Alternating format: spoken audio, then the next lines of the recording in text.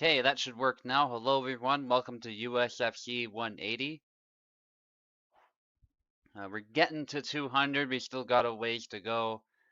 20 USFCs is actually still a very long time, but it is still remarkable that we've made it to this stage. We got Pico against Oak to start us off. Wanted to start us off with a bang, and I knew Pico likely needed an early fight, so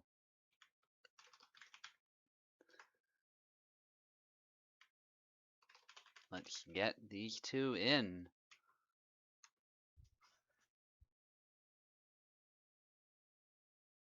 Internet connection should be very solid. I checked that earlier, just recently in fact, so should not have any issues with that. Certainly not on my end.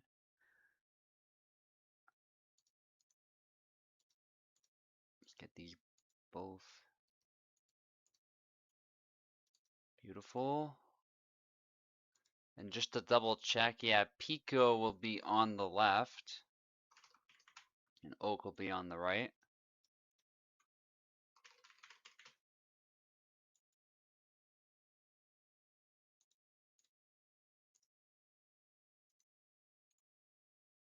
I'll double check the game capture is working too.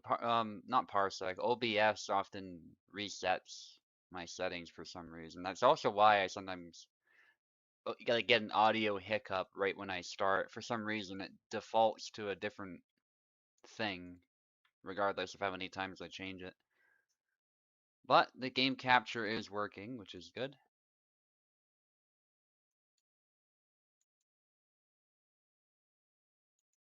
Let's disable that. Kubel never ceases to slightly annoy me with that. I'm constantly having to disable that. Okay, Pico on the left, Oak on the right to start us off. Also, Bobo usually commentates with me. If you are available, Bobo, just give me a ping and I'll let you right in.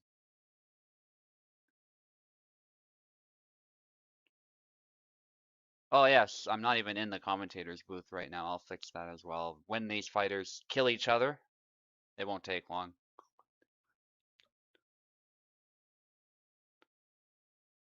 Don't want to interrupt the rhythm. Cool, they doubled. That's okay. One moment, guys. Sorry about that. Brilliant. Go ahead.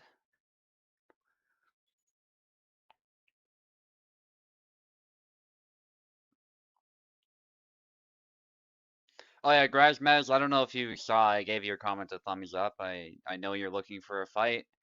I know Koala also wants one, so you should be guaranteed a fight.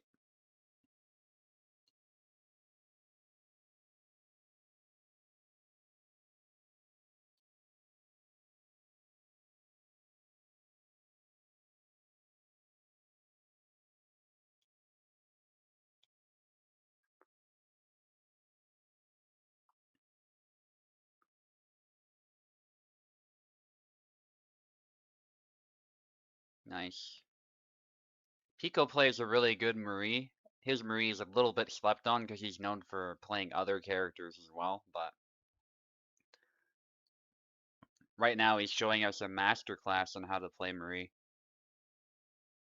Oak is not necessarily doing anything wrong with Yazik. He's just being punished on the windup a lot.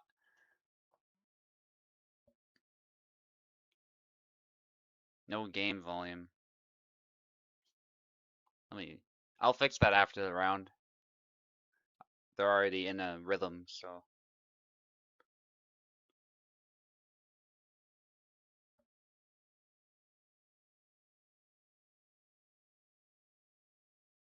It's probably OBS once more resetting my settings for no reason, but I'll fix it.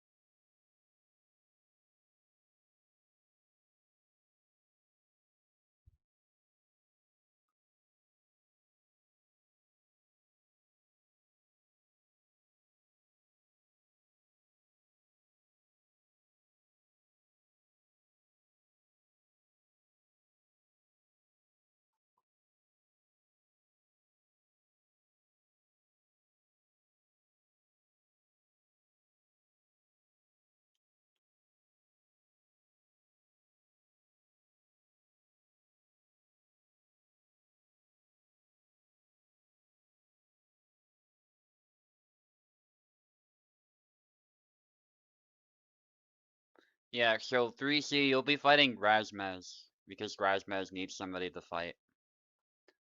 That's fine. Yeah, I did, to be fair, I did the fight card pretty early. It was like 6 o'clock a.m. my time, so I know you're North American as well, so that would be probably really early for you as well, regardless of where you are.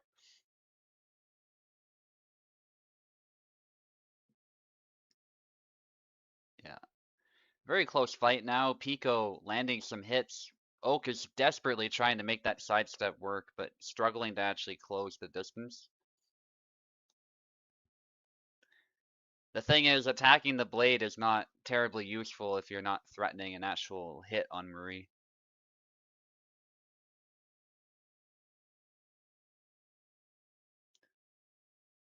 Two to 3 hours later, I see.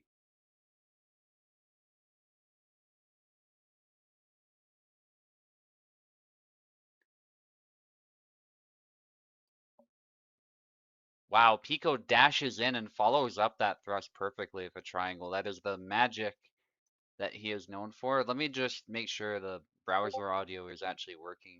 Or not the browser audio, my headphones audio is actually working properly. Oak disconnected. What? Why?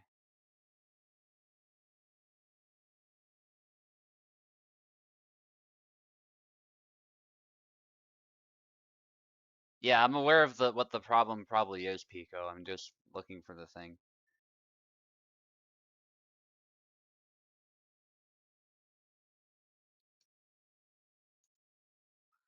Good on your end, Pico?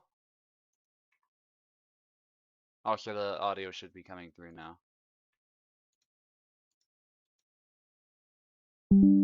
Slightly stutter. Why would it stutter though? I don't understand. Internet's perfect today. Ah, it's bullshit.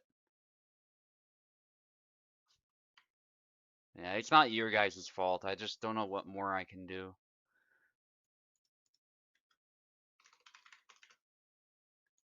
Like, it's literally as good as it can get. Better than most people's, and it's still...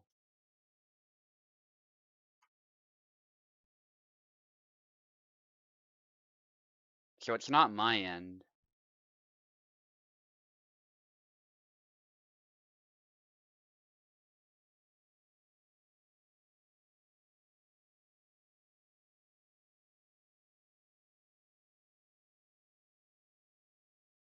What?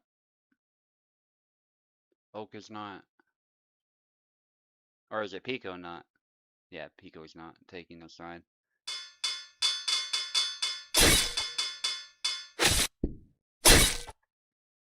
Yeah, so it's not my end, whatever it is. But anyway, it might be Parsec.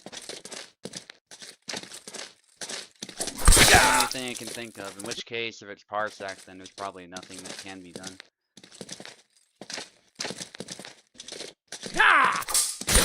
Nice.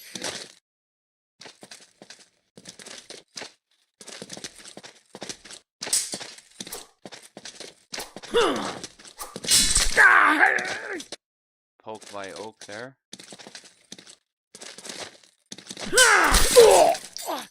I can, again, like, resetting the router doesn't take that long, it's just I would have to restart the stream again, which is kind of a pain. I would rather not do that.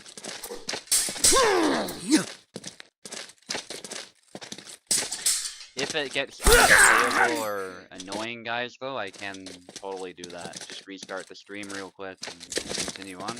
It'll only take like 2 minutes, but... Again, would rather avoid such a nuclear option if we can. It's just, it kind of pisses me off because my internet's good. We're still getting issues somehow.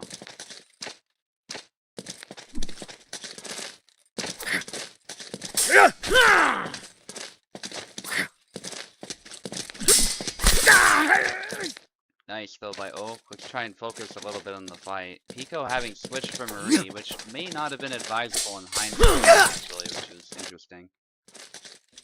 I would have thought Marie would not be terribly good against Yazek, but apparently for the correct play, that's not necessarily the case. But Pico is starting to make a comeback.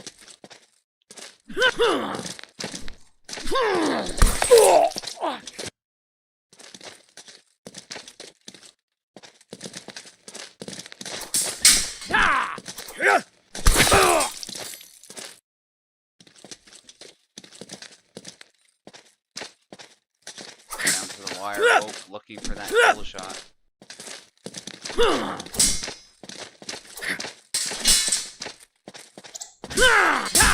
Punch. Nice try by Oak, but not able to follow. Pico dashed away. I like it when fights get messy like that. But oh, there we go. But there's still an expression of skill from both of them. They're both still playing really effectively. But Oak is able to close in, get that flag. That was good, pursuing the angle that he was getting, and just relentlessly attacking when Pico was on the back foot. I assume it's still good though, like nobody's pausing or anything, so yeah. It's stuttering but playable. Oh,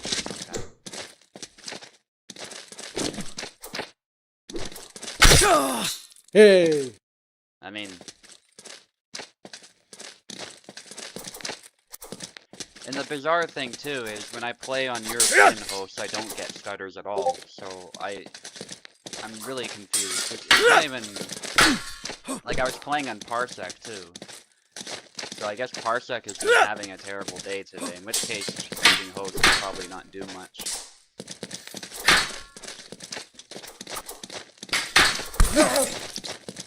Yeah, sorry about that, guys. I mean, just yesterday I was playing on Xander's host. It was buttery smooth. Honestly, the delay was there, but it wasn't bad.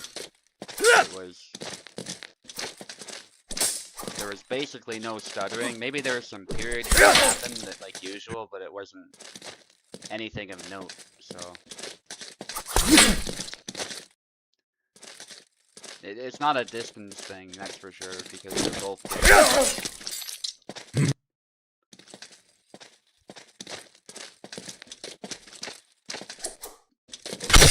I dare say Pico needs to go back to Marie. His other characters are great, but it seems like for some reason Marie was going way better. But he's mounted a comeback even with Tarna, so he might be able to adjust to Gendrick. This is the cool thing about watching Pico fight, is he plays every character essentially, and you never know who he's gonna pick, and it can throw people off big time. There's definitely a method to the madness, even if it might seem ill-advisable at first. Good cancel by Pico. I think continuing the attack would have been a mistake. Nice hook there, but unfortunately that did not pay off with a kill. Eventually still gets the double. I'm sure Pico is happy with that. I mean, considering it could have ended a lot worse than that.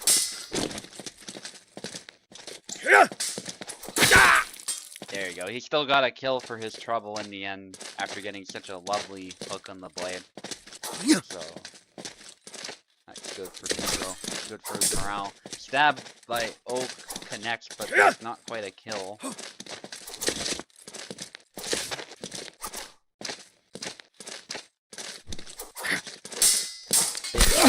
And a double.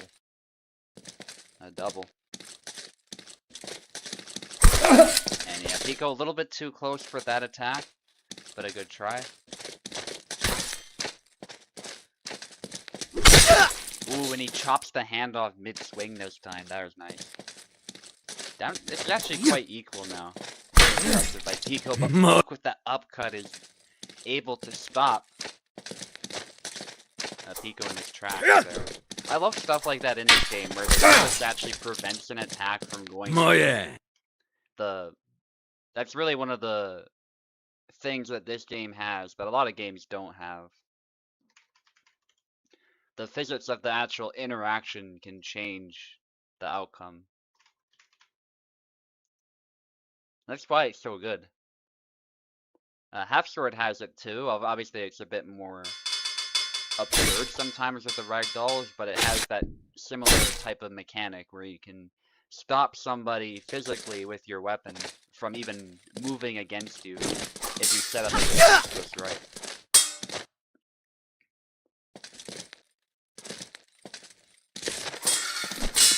Back to Marie for Pico, which I think is advisable. Even he knows that this may well be the path to victory. But I have to say, he still put up a fight with the other characters. It's not like he's completely demolished, but Marie just went a little bit better. And against somebody like Oak, a small advantage like that is what sometimes might take.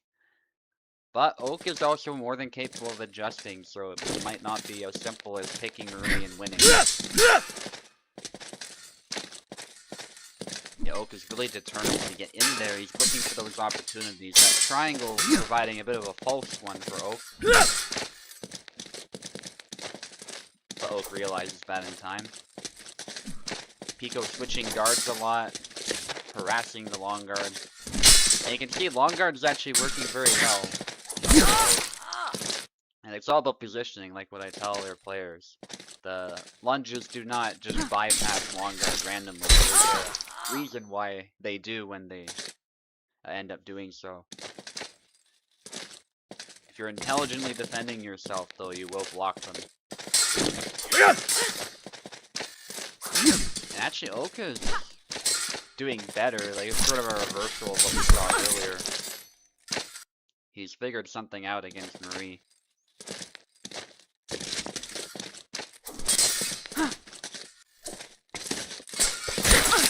Stab to the face there after blocking with long guard.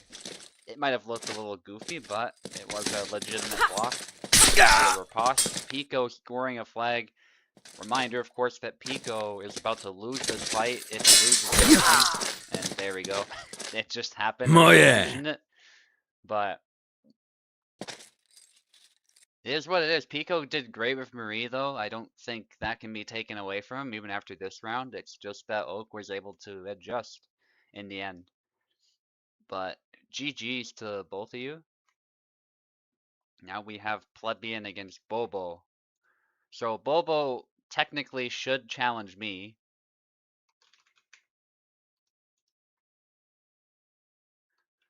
But he has chosen not to maintain his streak.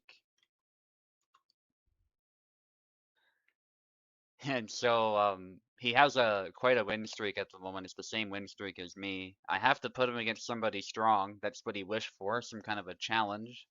Therefore, it's Bobo against Plebeian. Plebeian being his master. So we'll see a Zaramir, I suspect. Hopefully Bobo is around. I haven't heard anything from him yet. He is nice. I see him in the commentator waitlist at least. He's not in the cabin just yet. If he wants to be in the cabin though. You weren't aware a USFC was happening. Oh. Maybe it got overshadowed a bit by the announcements, but I did announce it. Cool, cool. I already see you in Parsec, so that's good. If you want to join the commentator booth, I can invite you as well.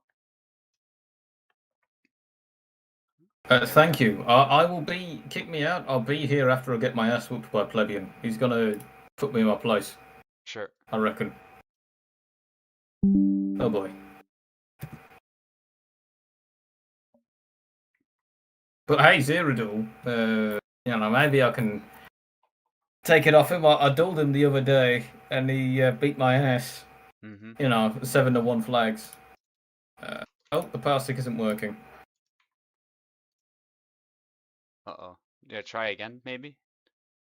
I will. It says waiting to connect.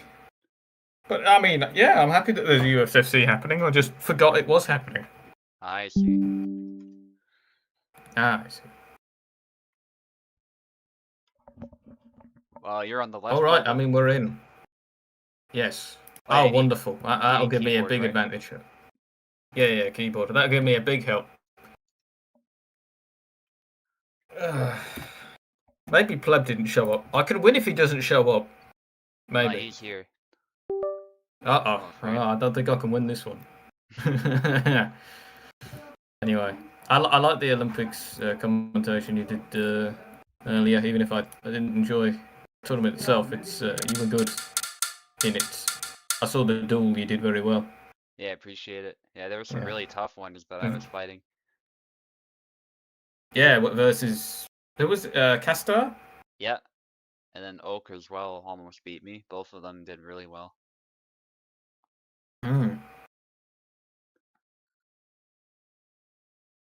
Finally, I did well in those Connor mirrors. I have to say, out of all the mirrors in the game, that's the mirror I hate the most.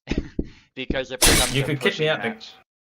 Yeah. Yeah. Fighting Connor, I'll be honest. Playing him is okay, but fighting him is no fun. Yeah, and if you're also Connor, you find that a lot of your moves don't do well against this guard. So you're bashing each other's shield for the entire match unless you push.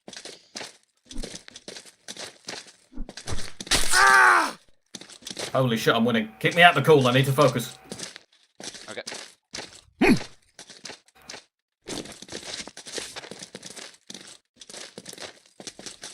I'll kick you out right after this flag. Oh boy. Thank you, thank you.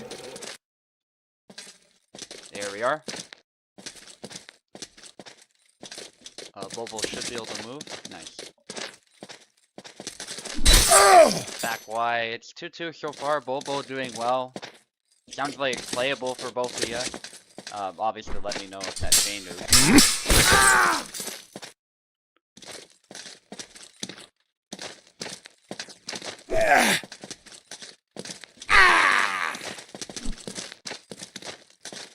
Bobo has a more defensive mindset, but it is working pretty well. I like to see patience on his part. He's done very well historically in the USFC, and I have to say he's also beaten Castar in the USFC. That is a pretty nice achievement on his part. I put him up against a fairly tough player who can challenge the best.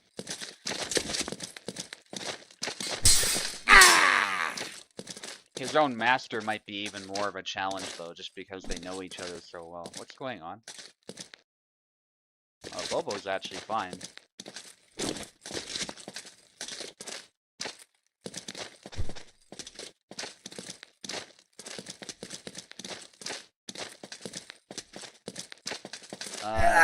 Plebeian's losing inputs and backing up for no reason.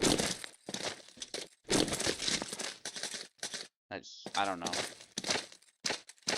Bobo's fine, so...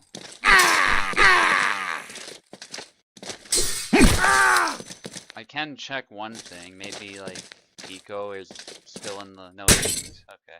I wasn't thinking Pico was doing that on purpose, by the way. I was just wondering if he was in the parsec unknowingly and like pressing stuff, but no. I don't know, I'm not pressing anything. I don't even have my controller, so I'm not touching the keyboard, so I don't know.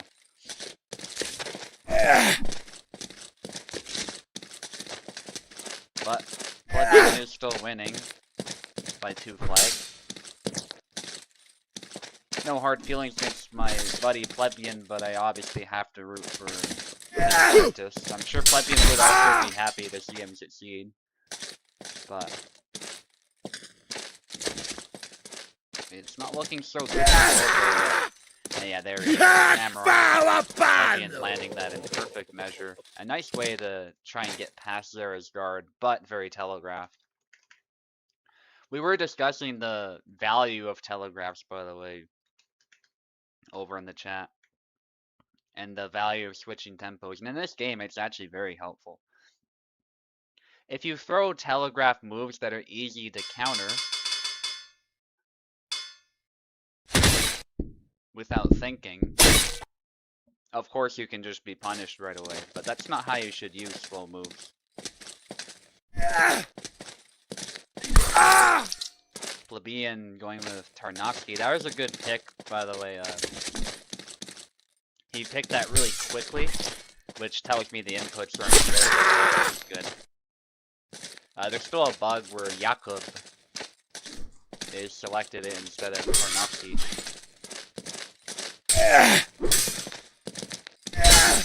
Nice. Swings upward there. Bobo stopping Plebeian's attack. Oh! Plebeian having a little bit of fun with his student. I think he actually does like Tarnowski. I don't know if he's a Tarna main as such, but he definitely has expressed in the past that he really likes his style. And he is a Meyer fencer as well, so they do have some similarities in that regard. I know it says 12% listen hour for Zera, but I'm convinced a lot of the rest of it is Meyer, because Zera does a lot of these really wild swings. These sort of windmilly cuts are more characteristic of Meyer. There's some Lichtenauer stuff in there too, as there is also overlap between the two systems. Lichtenauer is a lot more minimalist than Zera. And obviously the drunkenness is a big part of the rest of his style as well. Ian Gunn is doing way better with Tarna, showing us how effective Tarna can be. It actually proved to be a better pick than Zera was. Bobo on the back foot here, about to lose if he does not change something. And obviously I know there's a big experience gap between these two. I normally don't do that as far as the matchup, but Bobo has such a win streak that unfortunately the difficulty has to be ramped up one way or another, whether it's fighting me or it's fighting one of the more veteran players. So obviously if he's knocked down a peg, I shouldn't say when, we don't know what's gonna happen. But if he is knocked down a peg, then obviously the difficulty will be reduced again, so he's fighting people more of his level. Usually that's how we do it. So it's not just about experience level, but how well you're actually performing. But still, Bobo getting a 4 win streak, you cannot take that away from him. As far as the rising stars in this game, he's doing really well. And theoretically, he should be challenging the champion, actually a USFC ago. So.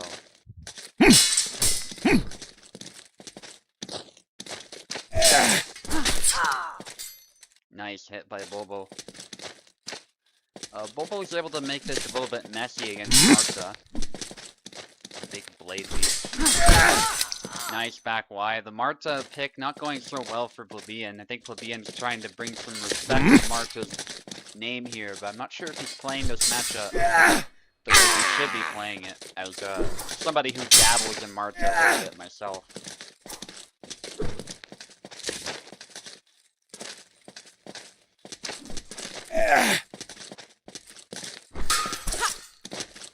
Stabs by Plebeian, but no kill just yet.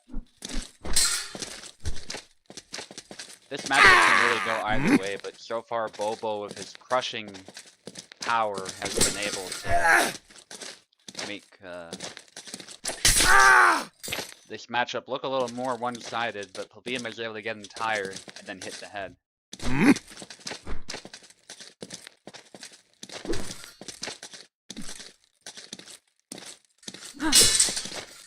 Ooh, Plebeian had a chance perhaps to stab, but didn't take it.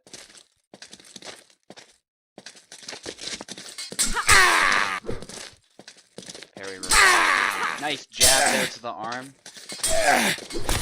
And then a back wide to the head. Bobo scoring his first win, but still has a bit of a hill to climb.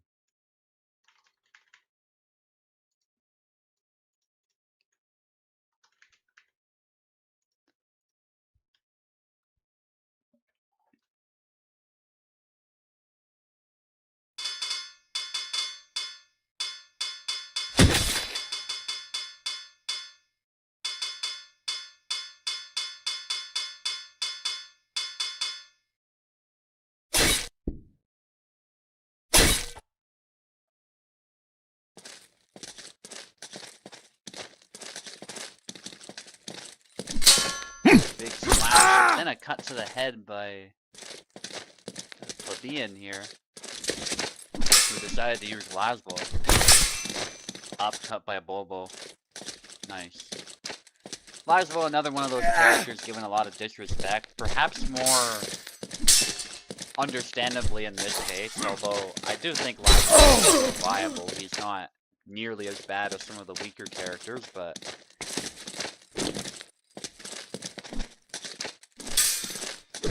he definitely was nerfed since his debut.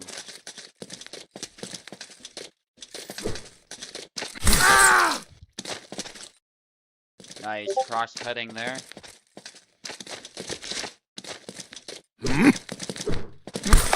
Big cut there. By Plebeian, nice punish. Bobo needs to be careful not to whiff on Laszlo. Laszlo's essential fighting style is all about distance management, so he'll move back, move in and out, and as you whiff, he will use those opportunities to try and close in. So if you can master distance managing with this guy, he can still mess people up. A pause there. Plebeian doing really well, but Bobo is starting to close the gap. Bobo has to be careful whiffing that. I see what he's going for. He's going for that block stun to bash that blade aside, but Plebeian knows all about it, so he's ready to stop that. Nice sidestep there. Zera does not like being sidestepped. Upcut. Back wide. Bobo trying to keep distance. Whiffing that, yeah. Unfortunately, that was a devastating mistake, but nice try. I get what Bobo's going for, but the whiff recovery on that move apparently is not very good. Rush does not have very much tracking, so Plebeian can really just sidestep it. He doesn't have to dash or anything to dodge it. Particularly from that distance. Nice upcut by Plebeian, but does not land it. He did shield himself from that attack, though. Bobo with a thrust attempt.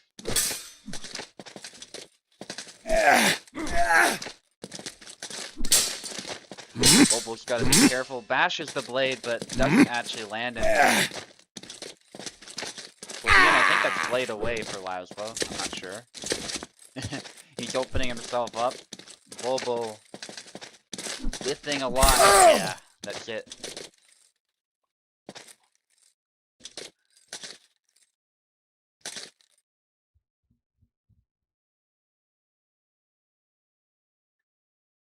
Yeah, welcome to the chat, Fraudulent.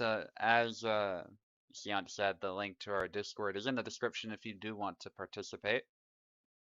Plebeian won, which isn't super surprising given the experience level, but I do hope Bobo had some fun there. And congrats on the win streak either way. That, you know, having forced me to give him a tough opponent, Bobo did extremely well.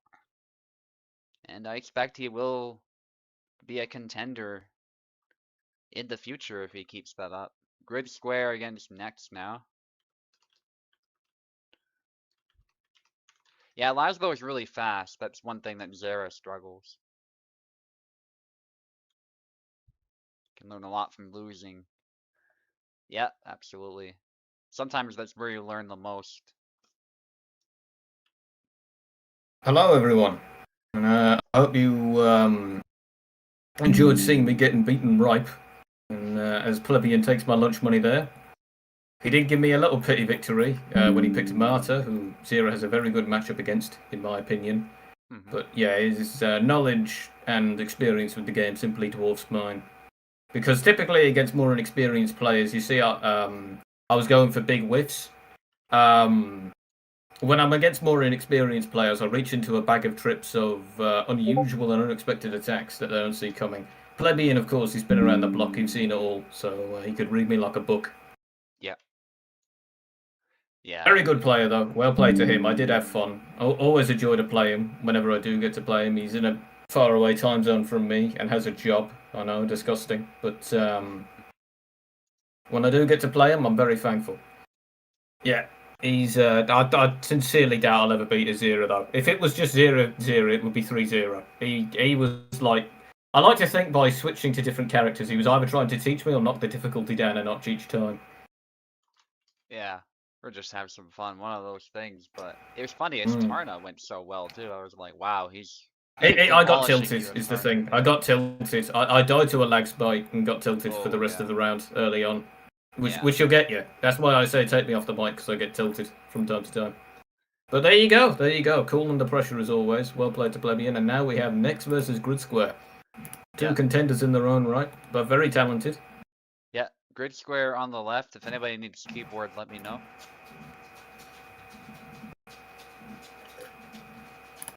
It's alright if I just stay. I'm requesting to join the Parsec thing simply so I can watch the match. Yeah, that's fine. Grid square. He typically plays Couchstein, does he not? Grid Square. He's one of the few Couchstein players in the server. Yeah. Very tricky character, by all accounts. In my opinion, the hardest to master in the game, especially for the meager returns you get. I'm a bit of a closet Kalkstein myself. I don't pull him out very often, but whenever we do those Olympics, especially, I start using him. I have taken the time to learn his moveset. He's very technical, but once you get it, he's very good at denying space from the opponent with just a flurry of attacks that are hard to track. Indeed he is. And without even being attacked here, he's having one of his characteristic asthma attacks, and it appears to be all over for him. Yeah. Yeah. Being in the medieval times, he doesn't have his inhaler, so he can deal with his asthma, meaning he has very low stamina. Yeah. You never know, he might have some TB or some other illness that's gone untreated as well. Yeah, you never know. Yeah. Or he could be a smoker. They did smoke in these times. Tobacco was readily available for centuries in the past. So, you know. I imagine some people did get lung cancer back in the day. Yeah, they had access to tobacco by now, so they didn't know about that stuff. And also people were breathing in stuff sometimes, like from their fireplaces, so depending on how ventilated your chimney was, you might also get like carbon monoxide poisoning or things like this, or just inhaling smoke in general over time. It's interesting that you mentioned that, as I was at the Jorvik Miking Museum in York in the north of England. A beautiful place, I highly recommend it. In the 1990s they did what do you call it? A fossil dig? Well, archaeology. They did some archaeology there, and they found unearthed an entire Viking village and the artifacts from it buried in the ground. And it was fascinating to see. And one of the things they had was an iron pan that was repaired with small lead chunks. Yeah. And as you can imagine, a lot of people died as a result of the pan that was partly made of lead. Yeah. You don't want to ingest it, especially lead. Like, if it touches your skin, it's not going to poison you, and as long as you wash your hands, that's all good. If it gets in your body somehow, though, that's where the problems start. Absolutely. But that's not stopping Kalkstein. He might have been a lead baby, like a baby boomer perhaps. They ingested a lot of lead due to the unleaded diesel of their time. Yeah. But, yeah. He's not letting it stop him as he gets his first flag. Oh yeah, there's the cryptic Kobold message there. It'll go away. Yeah.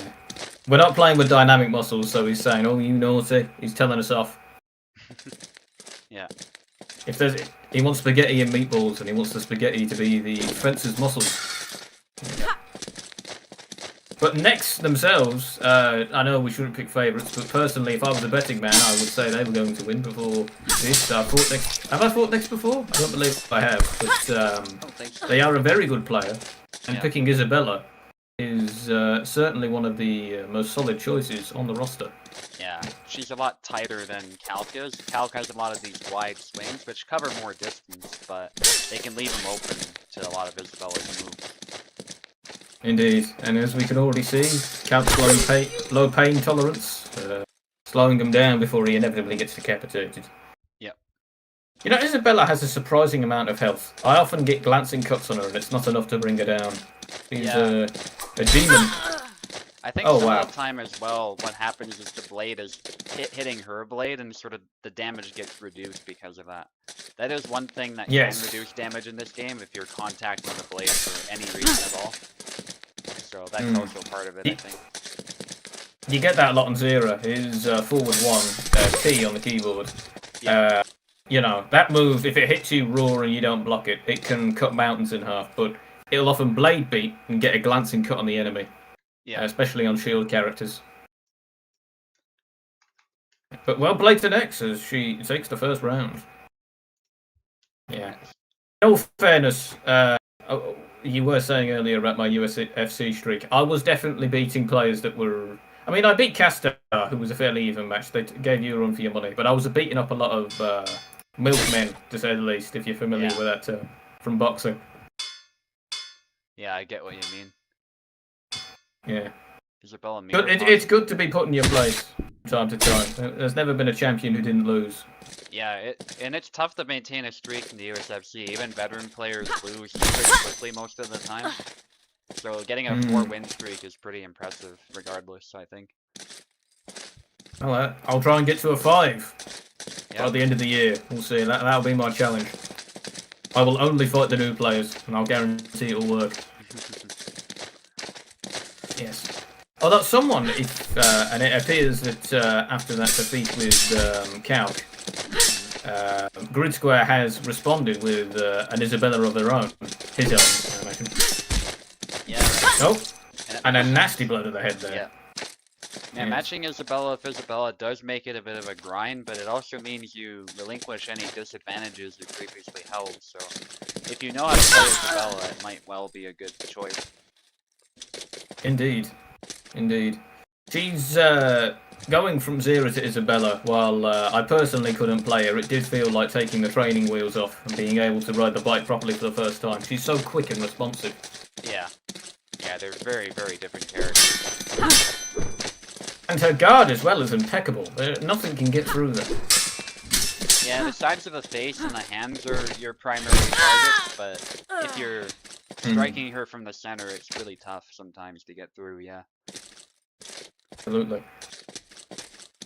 She bends her knee quite a lot as well. Yeah, true. I'll be right back. I'll leave you to the commentator. Well, it's in trustworthy hands, and as we can see here, Nex is taking the early lead in the duel. Perhaps in a repeat of last round, but Grid Square isn't going to take that lying down so easily. As they're both exchanging blows here, neither one relinquishing their bodies. And they've both paused here for a moment. What's going on, fellas? A lag spike? Well, if there is a lag spike, you know the typical...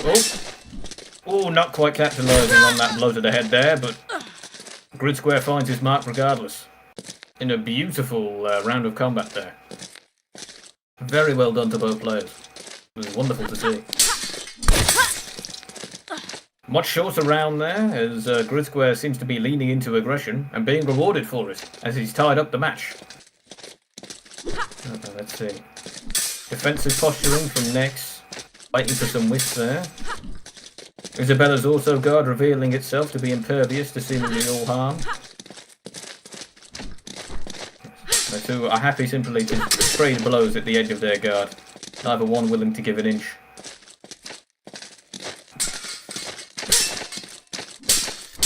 Oh wow! And an excellent use of a push there, as I don't know if that was a lag spike, but Grid Square seemed intent on giving the other player a good smooch on the lips there rather than attacking them by getting up and close and personal.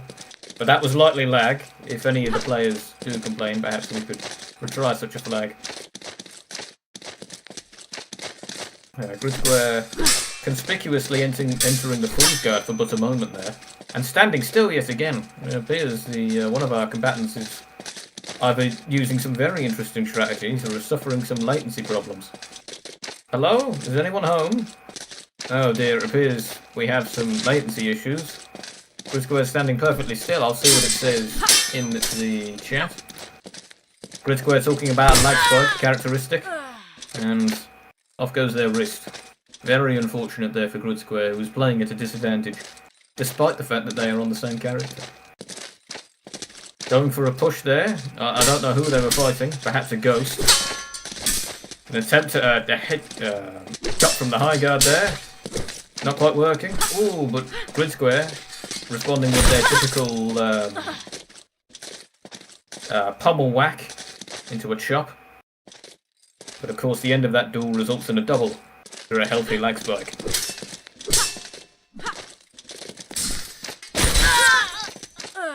Ooh, a double again.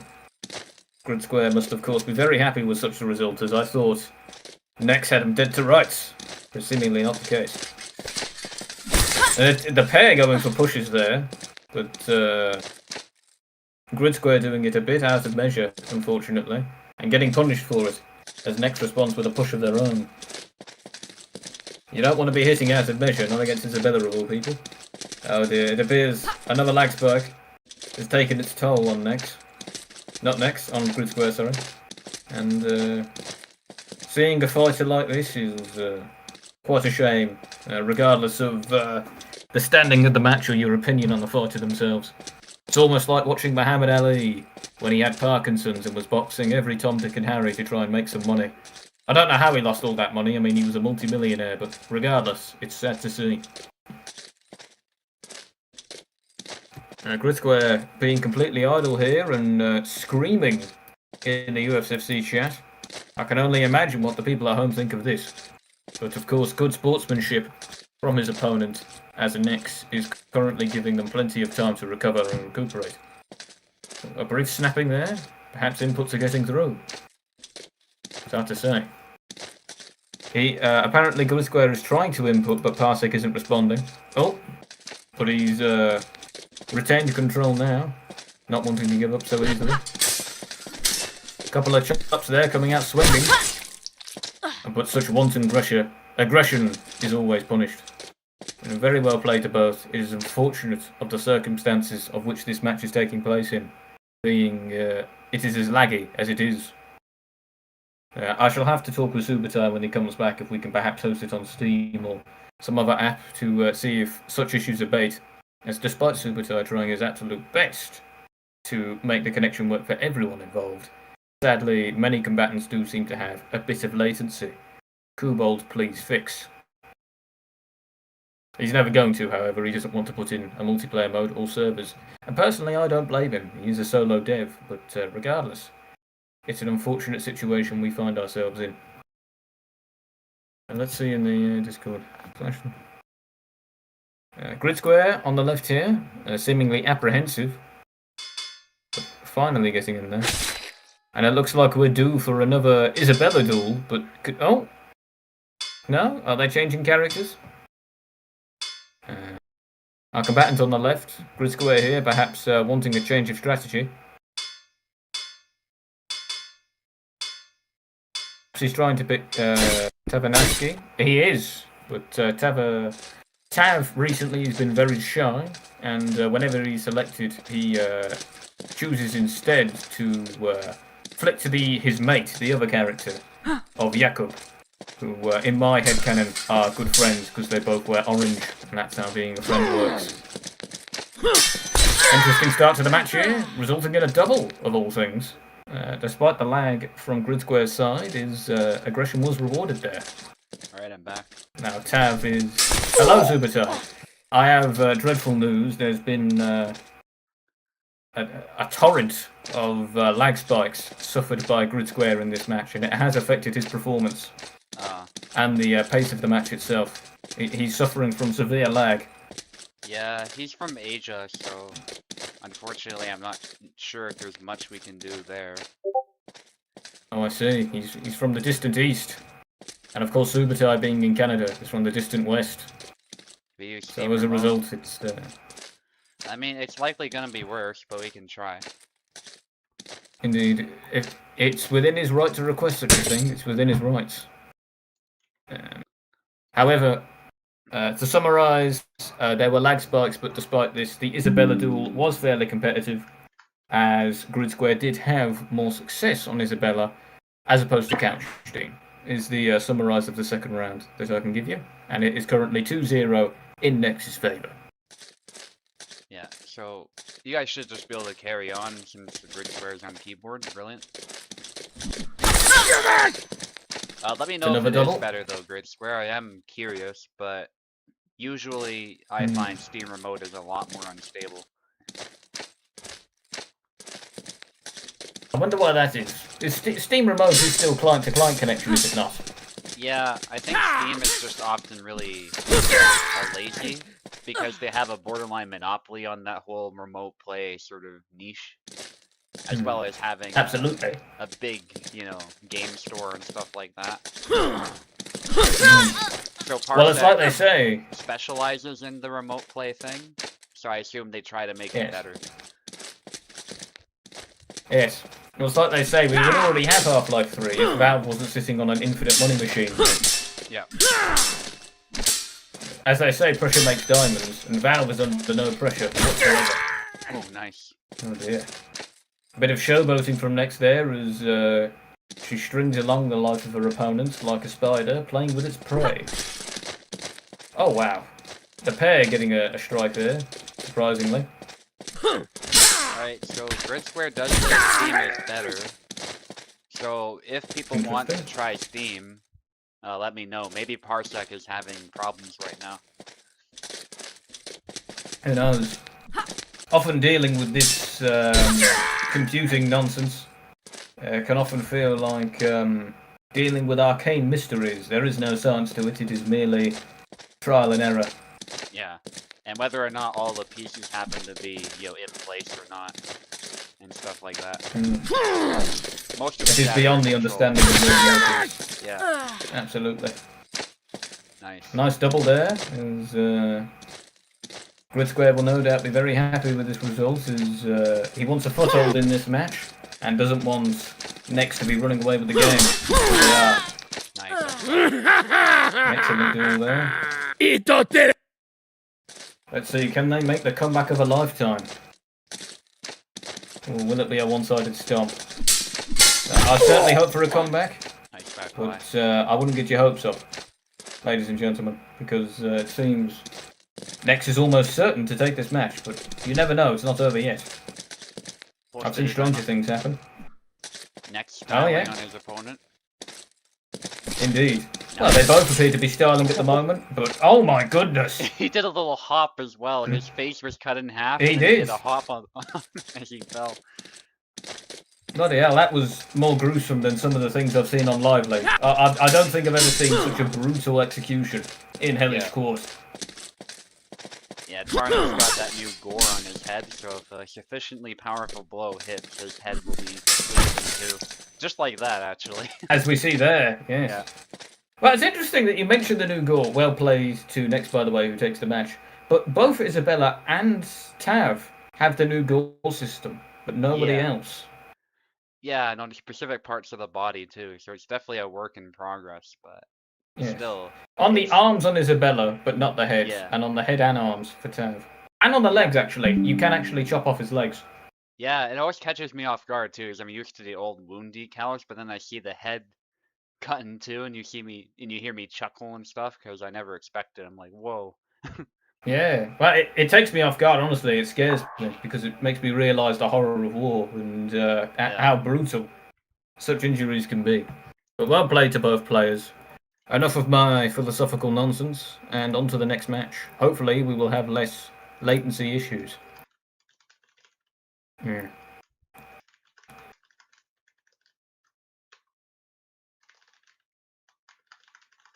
And here we have Miss Info versus Maestro.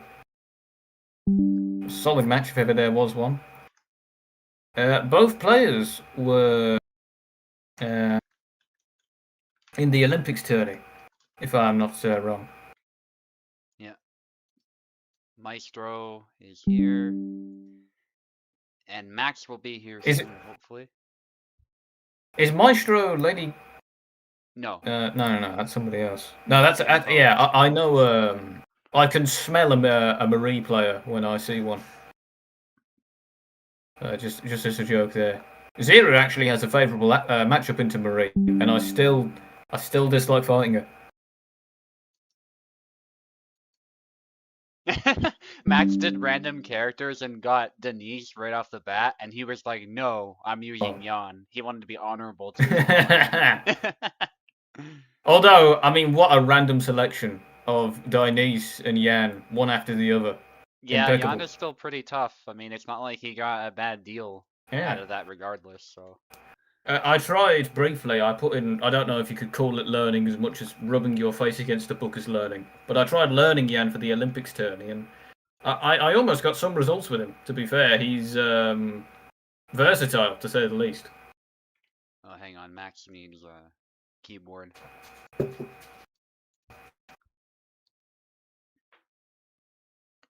Like I said, guys, if Parsec is lagging, in all likelihood it's Parsec's side, so we can use Steam as well.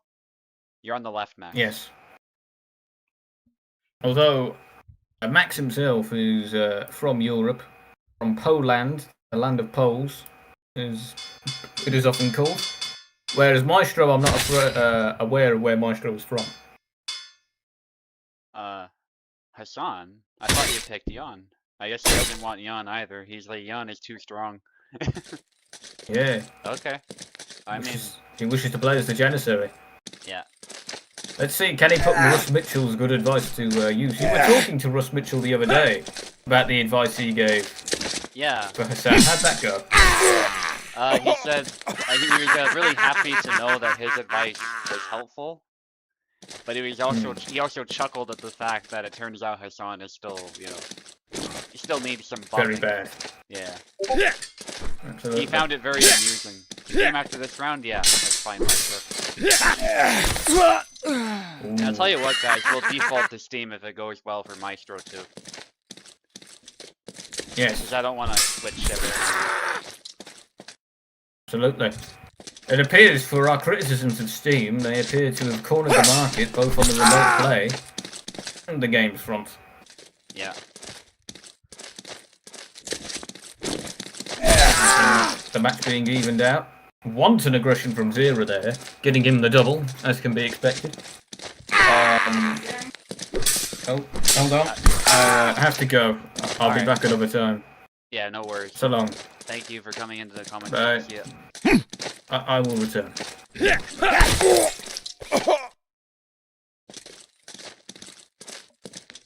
For now, we'll watch this excellent duel between these two. Max actually makes it competitive, but Maestro is a little bit ahead now after that upcut. Zera has these devastating upcuts that cover a lot of space. It makes it really tough for Hassan to close in.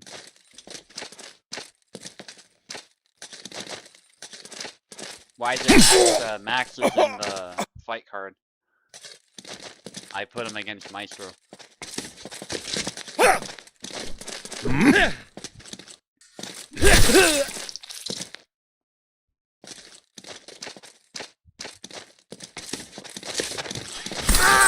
Push attempt is immediately punished. Good by Max. Max should have grabbed. And that's an earlier flag though. The chat being a little bit in the past, but that's YouTube for you. Double. I have to say, very impressive performance by Max, even if Maestro closes it here. His head got rattled there, initially did not get hit, but Maestro did the right thing by continuing the attack. We are gonna switch to Steam. I'll say both of you should probably do it, but it's up to you, Max. If it looks good for you and you want to keep playing on Parsec, you do not have to. It might be easier if you do, but it's not required.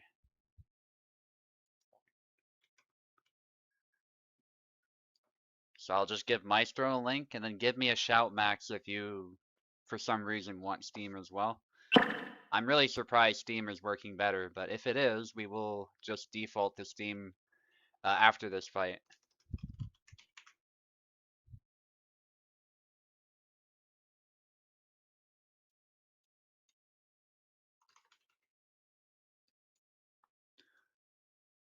Alright. So Maestro will be on the left now. Hopefully you're able to select. Nice. Speaking of Hassan. Okay.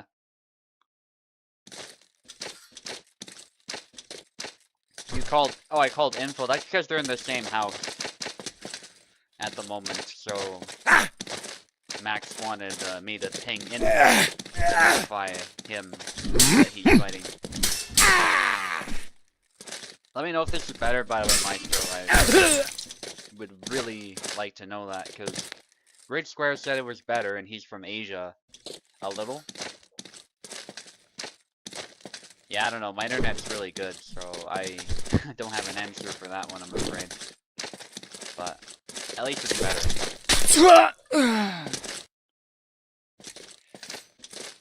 Doesn't appear to be my end, but I don't know. Maxville seems like he hasn't even complained about lag, so that's interesting as well.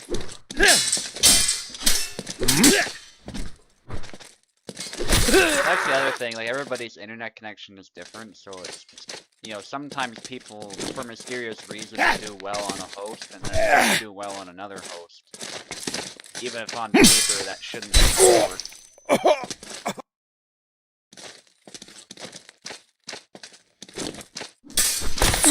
Nice leg sweep there by Maestro, going ham.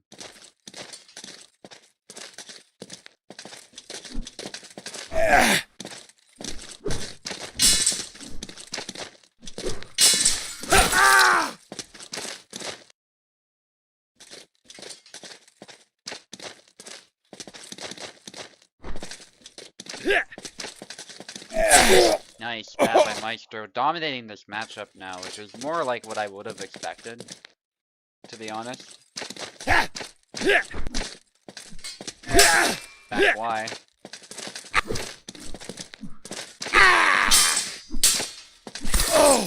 Maestro with the wind up, but does get hit in the head. Cut by Maestro, but that does block the initial cut. That was beautiful. Single tempo by Maestro and then follows it up. And then another single tempo. A bit of a trade there, but it does favor Maestro. Okay, we're gonna switch in just a moment.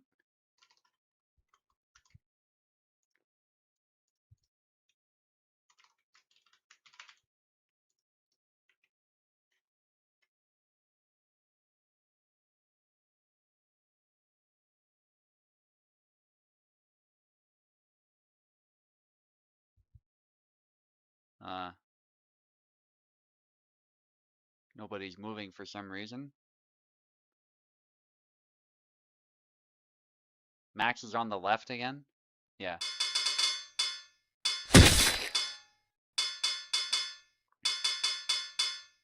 No Samuel. Just going with Connor, is it? No, he's choosing Hassan still. I mean, good luck. That's all I got to say.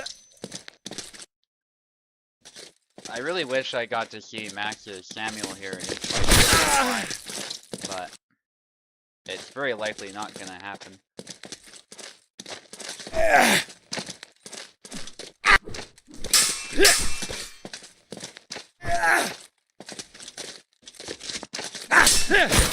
Big cuts by Maestro. They simply have way too much power and range for Hassan to cope with.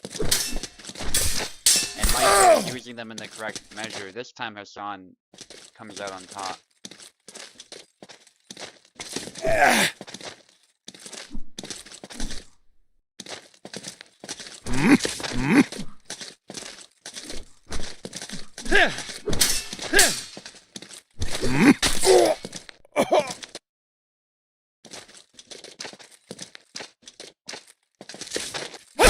Big flashes by Maestro. Just not able to close down that longsword.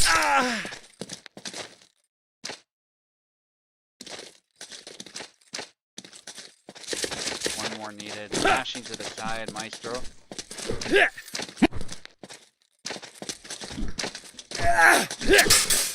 Back Y. Maestro's tired. Yep, that's the chance that Max needs here to land a clean hit. And there's a hit from Maestro, and that's it. That is it.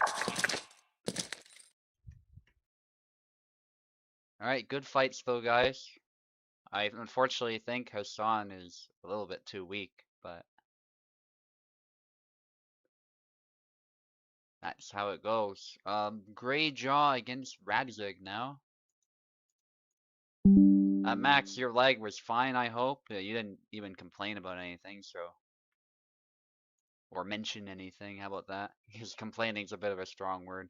Radzig versus Greyjaw.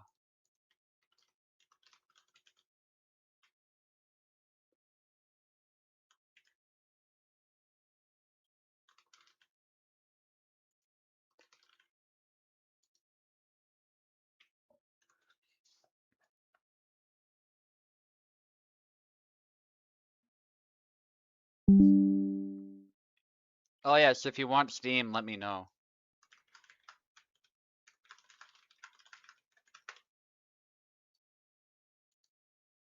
Okay, like you don't have to use Parsec if you don't want it.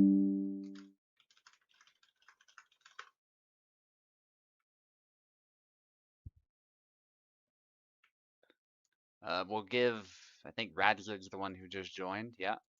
So we can give Greyjaw a minute or so. If Greyjaw doesn't show up, we'll move straight to info against Togoshi. Unfortunately, there weren't many opponents available, so I had to give Togoshi info. Info joined last minute. So that's how it goes. But I hope Togoshi has a good time. I'm sure Info's at least gonna use Marta anyway. So there might be a chance. Info's not a very good Marta player by her own admission, so.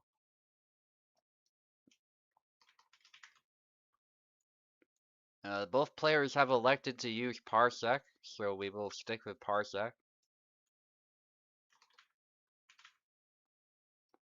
I did give them the option for Steam. They still chose Parsec, so.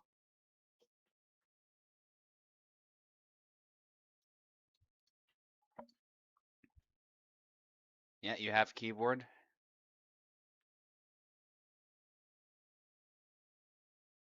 There's Greyjaw needed as well, though.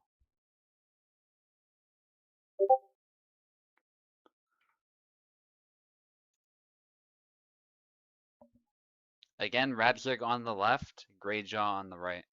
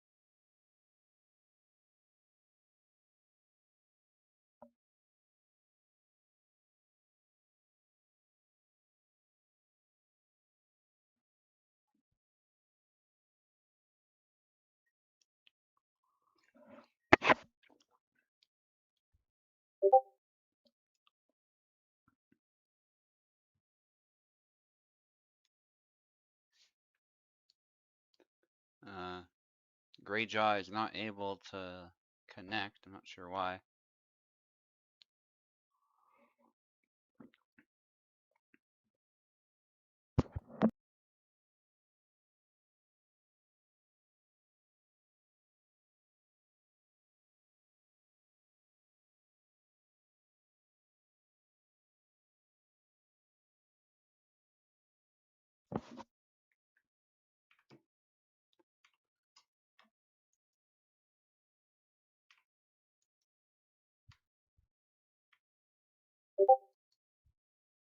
Yeah, we can still try Steam a beer. It could have just been a temporary error.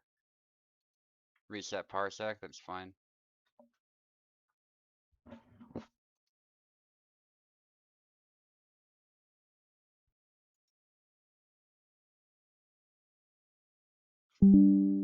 Alright, regardless, we'll see what's available and just go from there. I can't control who's available and who's not, so.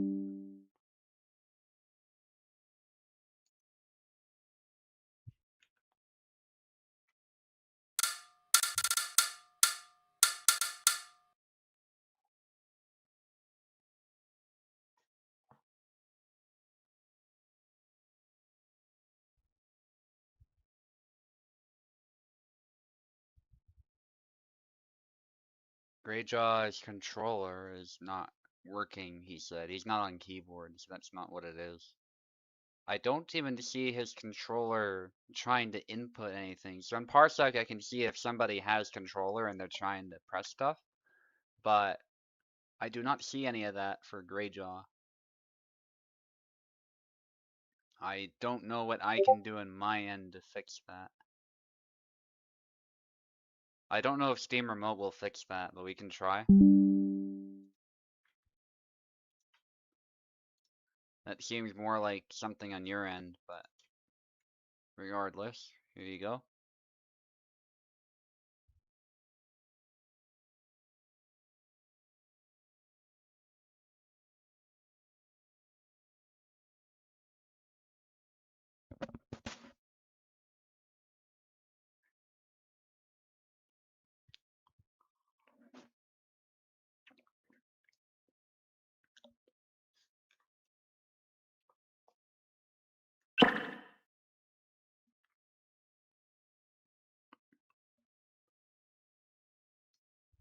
Yeah, we'll figure it out.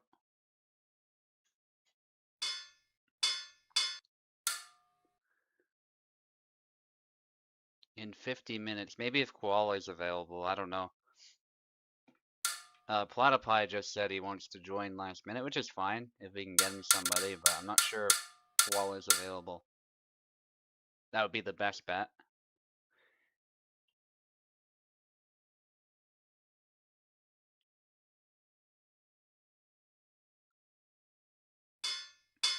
If not, I'm not gonna do a repeat fight, unfortunately. So, I mean, I could get somebody else to do a second fight, but right now I don't think we should, so. I'll try and get somebody fresh to fight you.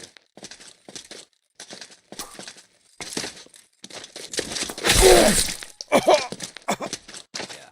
Appreciate you understanding all the same. If Koala responds within, I'll say like half an hour, is probably the target. We'll get you to fight.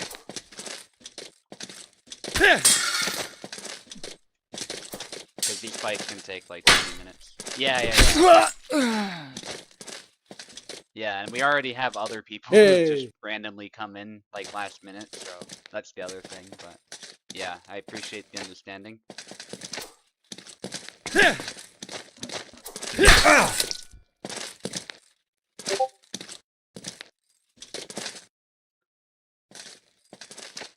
Okay, apparently Steam Remote is just better right now. I'm not sure why. We're gonna default to that regardless of what people request in the future. Because Parsec is having some issues that I can't really fix, so.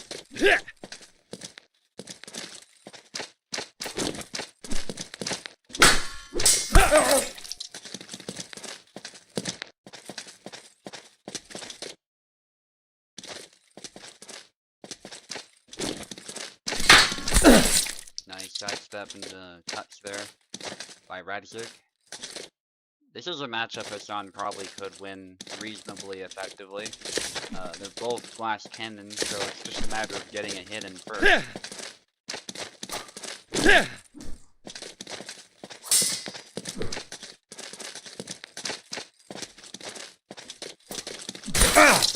Nice sidestep into cut to the arm.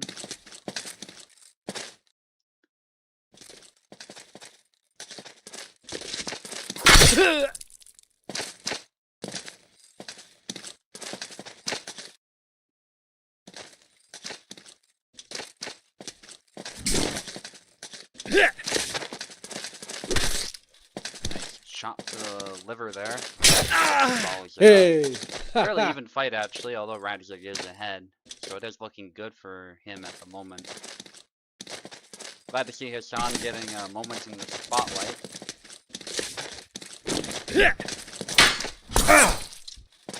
Nice trick shot, really fancy move there, but it works perfectly in this situation.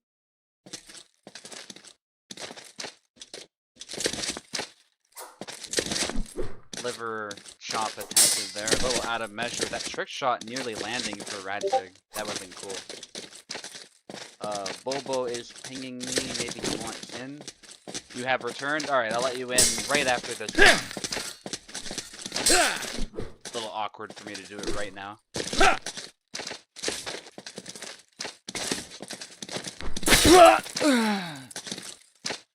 Amos! No, for text as well if he is not listening.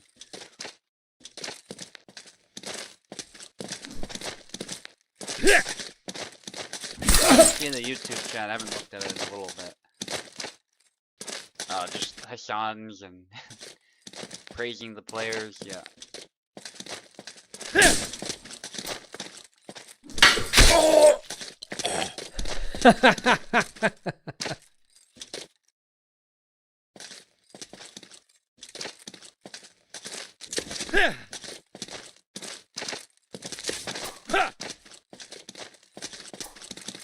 Chop it. There's a nice feint there by a Greyjaw. And then Greyjaw goes in right at the right moment.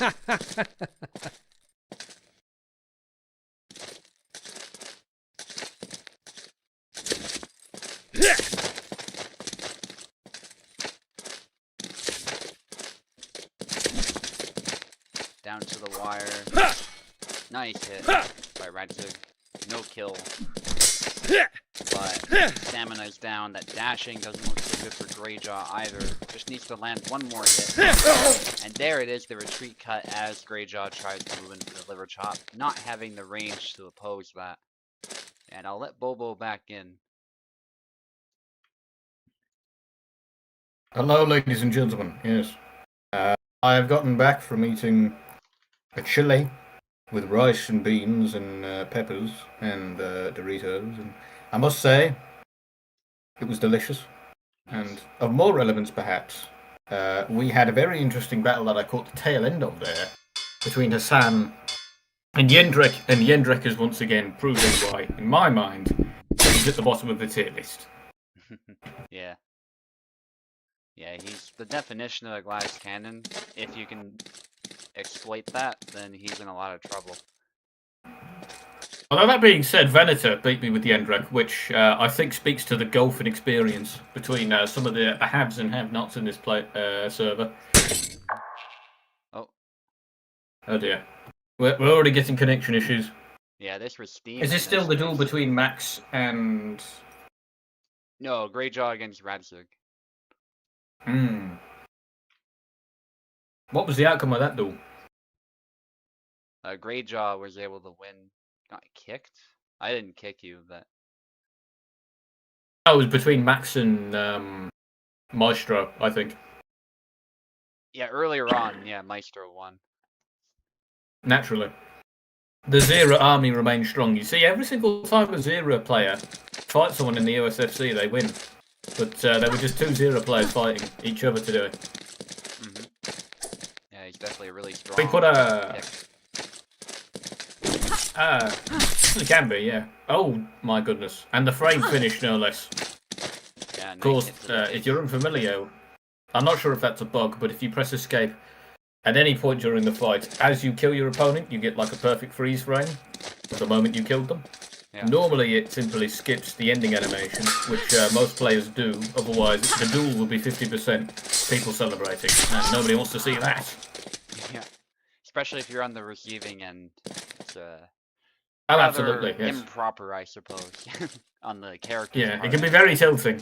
Yeah. Especially if you use the Martha or Yendra. They do a whole song and dance, don't they? Yeah. Marina's is evil. She just does this evil laugh, especially if she wins the whole series. She'll do this evil, like, witch laugh. Absolutely. She has two laughs, actually, and then like a sword flourish is a third animation. She's horrible. I remember in arcade mode when I was first playing the game, I didn't know what the pushing button was, so I was always stumped on how to beat Marina, and that laugh drove me up a wall. I hate that character. Credit to the nightmares about her, though. She did a great job with that. Oh yeah, phenomenal. In the story mode as well, all the actors did an incredible job. Yeah, by the way, I must say, the story mode, for how brief it is very funny, comically speaking. I was laughing consistently. Yeah. Well, especially Zera's entrance, like, when we meet him, and then later in the combat when he takes that guy's head off, like, it was just cinema. Without even meaning to, yeah. And then you have Laszlo who sees that and is like, yeah, I'm off, whatever. Not bothered. I like how the whole ending of that, no one gets what they want. The entire story of Hellish Quart is, so far, it's, the inciting incident is, trying to get written into a will. Yeah. And none of the children get written into the will at the end of it. They all lose. Yeah. So it's entirely a farce. And it's not good guys versus bad guys, it's just people, you know, looking out for themselves. I think it's a lot more real that way. Yeah, it's all greed. Well, it's just bad guys versus bad guys in that sense then. Except for Father Zero, he's a good guy. Yeah. He was, I wonder what his story will be. Will it be him going to the Polish corner shop to get booze, perhaps? And getting into a kerfuffle along the way? The Renaissance era... Nobleman, yeah. Yeah, that could be interesting. And then it flashes forward and he's drinking alcohol out of a bin. Yep. He sleeps in a dumpster. Yeah. Exchanges here. Perhaps he will become a tragic figure. Because it's still a mystery as to us as to what Zera's origin is. We don't even know what crime he committed, although we know he is hunted by the authorities.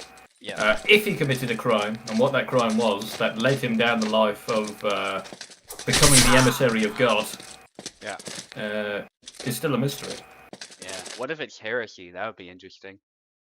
That would be interesting.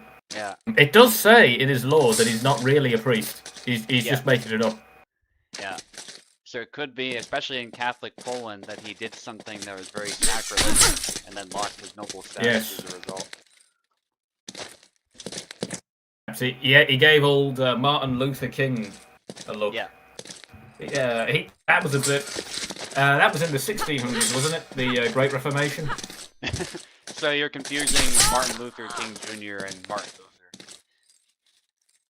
Luther. Those are two different people. Oh, am I?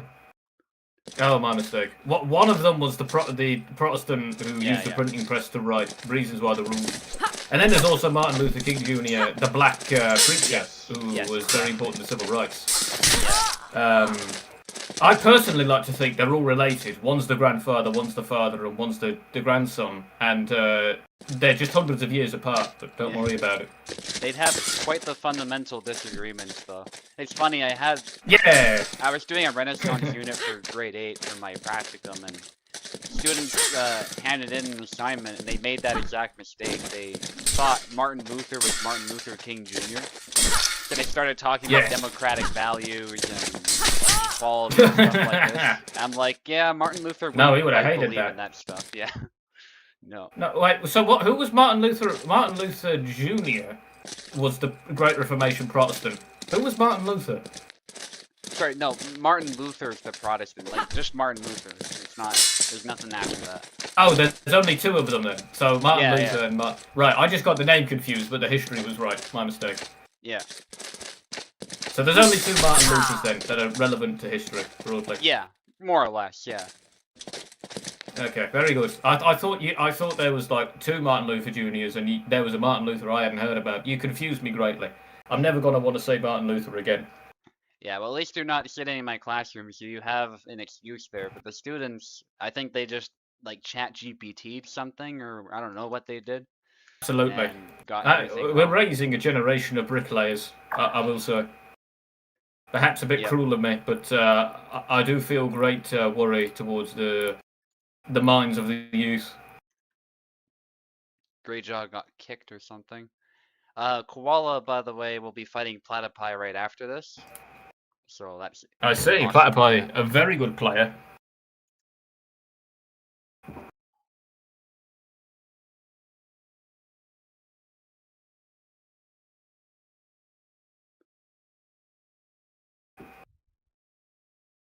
Yeah, so I think another reason you got him confused, as Hellish Quart mentioned, like they both were very religious men.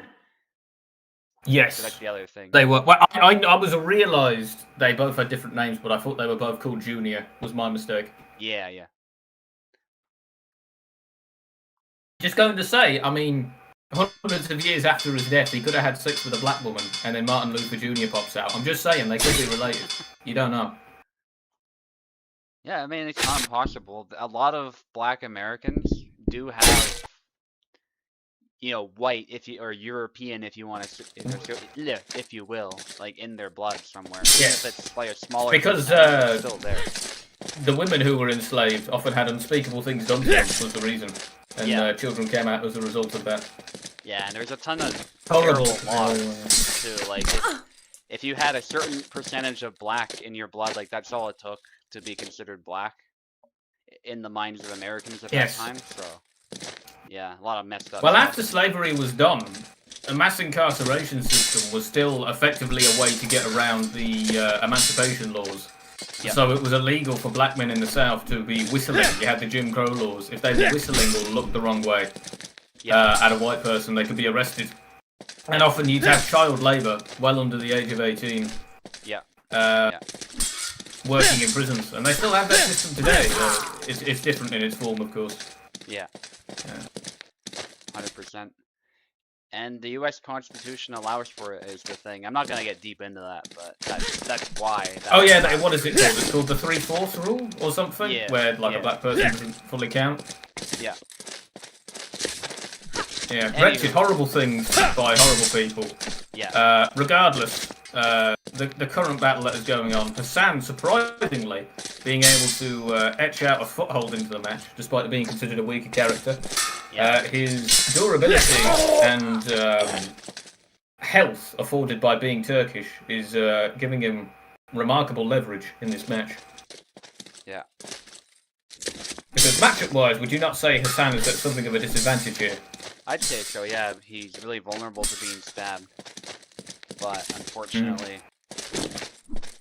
Radzig is able to use his experience, I would say, to make this matchup a lot more even. Yes. I'm quite vulnerable to being stabbed as well. If you stabbed me in the face, I'd die. Nice. Which is a little known fact. And as he shows it off there, stabbing someone in the face usually does them in and one.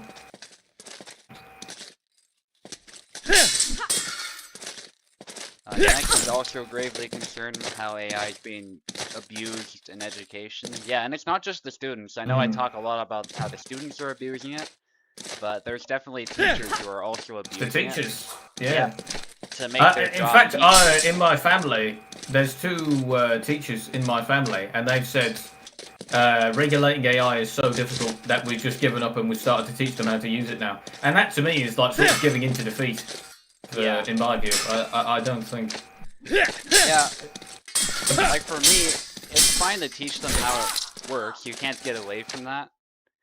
I would make a lesson around essentially having them experiment a bit with it, and then they have to write about like what the AI got wrong, essentially based on what you learn, type of thing. Yes, because inaccuracies are rife in this sort of thing.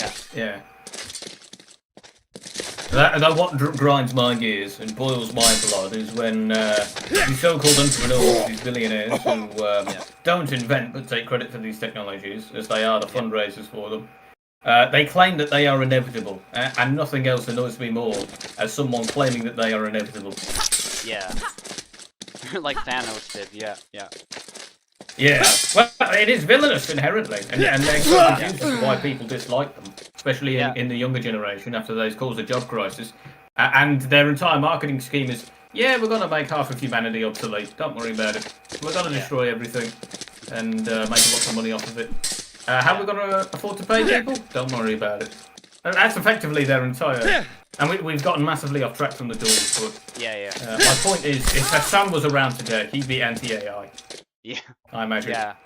I would like to think most people in the past would be, except maybe some of the elite, who, like the sort of bourgeoisie. Maybe they want to cash in, but otherwise, most people would be against like Calc. The billionaires of today, the percentage of wealth they have is so much more than the landed gentry of even the Renaissance era. Because currently in the United Kingdom, I suppose, the wealth inequality currently here is as bad as it was during Victorian times, during the Dickensian era of Christmas Carol and stories of this nature. I'm not entirely sure that's the case. It just depends on how you define wealth. A lot of the nobles back then, like their wealth was in land.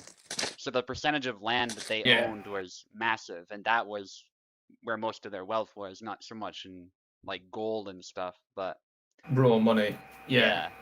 And in like ancient Rome, It's for more in assets example, nowadays. yeah. And in ancient Rome, for example, you had private individuals literally funding armies that were able to take on other states as well. Billionaires, as wealthy as they Debatably still are, have that can't today. really do that. Uh, But well, they they can are, certainly help. They can buy out the they do help, governments yeah. that hold the Yeah. military. Yeah. Yeah, It's so, far more of an insidious yeah, influence, I would say. yeah, I would say so. And it's really tough to measure wealth compared to now in the past, 'cause you can't just use inflation. Because if you do that, then essentially you're missing the fact that wealth appears in multiple forms, not just money. And Mm. regardless of inflation, certain amounts of money could buy different things in the past than they could today.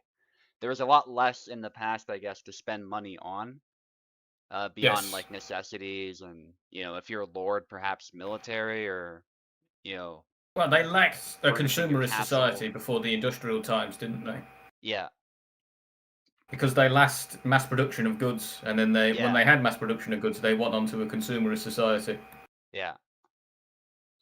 Point being, there's a lot of inequality today. There's no denying that. I think it just looks different than it did in the past. Oh, absolutely. Yeah, Absolutely. It's relative poverty today, because in the olden times, people were so poor, in Victorian London, for instance, that you had to steal or you would die. yeah, Nowadays, that isn't so much of a necessity, but the poverty is relative. You can have air conditioning and a fan, and due to energy and the production that we have, um, what was I going to say? That we have today. I saw a great analogy from one guy called Dennis Meadows. He was the writer of The Limits to Growth in 1972. And he said in Roman times, the emperors, they had 20,000 slaves working for them. yeah, And a barrel of oil, when burned, is equivalent to the energy production of 20,000 men. So the yeah, reason we have relatively comfortable lives in at least first world countries for many people is because we have this abundance of energy and consumerism are brought to us by the industrial society. yeah. Yeah, that's a great point. And in the past, like if you were to look at comparative GDP between countries, I mean, GDP is a funny term to use back then. They didn't use it. It's misleading. But Yeah. if you were to sort of crunch the numbers, you'd find a lot of countries are pretty close to each other. There's no like one country that's wildly ahead of everybody else. But once Like you a get superpower. industrialization and imperialism in Europe, that's when that changes. Yeah, I mean, the United Kingdom for about a century was just running the show. I mean, how we Yeah, fobbed it all up and got to where we were today, I have no idea. But there's a reason why the most widely spoken language is English. I'll tell you that much for free. yeah, The heinous things we did to make that possible, I do not agree with. But regardless, it's what happened. yeah. Like in the medieval period, for example, like you could argue perhaps the Mongols for a moment like owned a huge percentage of the world's, I guess, GDP for a time. 3 generations, roughly. But it I was a wouldn't exactly call it decentralized GDP. economy. Yeah, yeah. Yeah. It was But a marauding. I mean, you're SUBUTAI, Khan, you should know this. The Golden Horde, they had a few masters, not really an economic plan other than to attack. yeah, I mean they had a pretty stable economy. I think the thing was though, it was a really decentralized trade network in their empire. So the whole deal Mm. was you join us, you get sweet trade deals and you get security. And so that's why a lot of people joined up with them instead of fighting, beyond of course the Yeah, brutality. That was also a nice way to convince people. yes. But that was a That's the big part of thing. it as Genghis well. Khan, he was hell on his enemies and good to his friends, and that's how you Yeah. should be. The best way to win a war is to convince the enemy that not fighting is the easier solution, either by compromise or by surrender. But Yeah. if you don't offer that, then people will, typically go out on their shield. I think I'm sorry to interrupt there, but the art of war talks Yeah. about never fully encircle an enemy, or if you Yeah. are fully encircled, let your men know Modify that they'll left. die, because then Yeah. they'll fight to the last. If there's an option of surrender, people will usually take it as opposed to dying. Yeah. And that's why the Mongols, when they quote unquote encircled people, they actually left an avenue where people could run away. Because it's so much easier to deal with people who are running away than trying to fight. Yeah, exactly. Exactly. Controller. They were clever, those Mongols. And Yeah. yet today in England, if you call someone a Mongol, it's an insult for them being stupid. Perhaps that's European bias. I'd say so, yeah. Anyway, what was the point I was making? Medieval economies were pretty close to equal, generally speaking. There were some outliers, like China was pretty prosperous and had a massive population, but it was very divided, though. overall, The China of the past was not the yeah, China of today. It's very that's rarely true been as well. united. India too.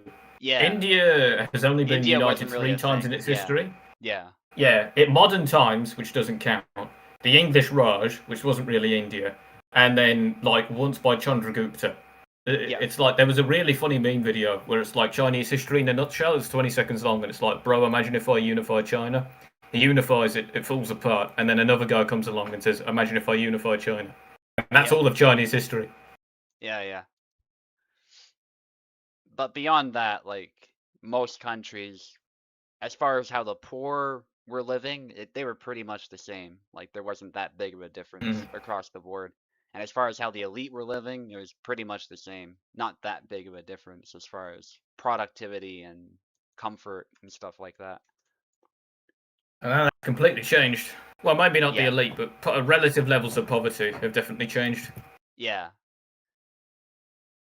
And industrialization, like it or not, did help facilitate the emergence of the middle class too. So that's another good thing I would say that came out of Yes. it. Now, of course, is the middle class inevitable? Is it inevitably going to remain strong? No. But Absolutely not. over time, that was Yeah. one of the big benefits that came about. Indeed. Platypi, Well, you're not arguing with Ted Kaczynski, so I'll not offer counterpoints, but or play devil's advocate. But it is interesting to see how class divides change over time. Yeah. Because you did have some attempts at revolutions, peasant revolutions, like in the United Kingdom during the British Civil War, not the War of the Roses, the one after that. Oliver Cromwell versus, I don't know, Charles II, I think it was? Yeah. You had a faction, a sub-faction, called the Levelers, and they're really fascinating. In the Communist Manifesto, they were called the first ever communists because they led a peasant revolution in the Civil War, were betrayed by the side that they helped, and were all killed. Robert Overton was the name of their leader. It's very fascinating stuff. Yeah. Okay, let's see if Platypi can get his controller working. I see it now. Before I couldn't see it. Indeed. Now I do see it. Oh, somebody... Suffering connection issues is normal. I think that might have been Platypi. Let's try that. There we go. Yeah, so I gave Platypi keyboard controls just now, accidentally as well. I removed those, so hopefully we won't be getting that. Oh yeah, there's a bug, Platypi, I'm afraid, that Kubold introduced. That's not Steam Remote, that's the game. You have to select Tarnowski really quickly. There you go. Because otherwise it will move straight down to Jakub. Because Kubold wants to advertise his new character, I guess. I think Kaz is just very shy, is the outcome of this. Yeah. He doesn't want to be picked. He's very bashful, if you can't tell by his vengeful laughing whenever he kills someone. Yeah. Of course. Oh, now, surprisingly... Go on. What were you saying? Oh no, I was just talking about nonsense in the chat. Like, Chris saying Total War games know firsthand. Like, if you play those, that you don't want to just completely circle the enemy. You want to leave a gap so they can run away and kill them. Yes. In the old Total War games, where they had strategy. In the Warhammer ones, it's just get your big monster, smash, win. Yeah. It's a shame what happened with the Total War franchise, but. Yeah, I hope Medieval 3 will be good. I have very mixed feelings about that announcement. If they make it good, it'll be amazing, but if they don't, then it's just gonna be a disappointment. Yes. Well, that's the thing. Creative Assembly, the makers of Total War. I got into the Total War Warhammer space because I'm a big Warhammer fan, and then I went down this massive rabbit hole of Creative Assembly and their nonsense. And it turns out they're as vicious as a game developer gets in some aspects. Anyway, this duel is quite interesting so far. Lots of pushing and shoving so far.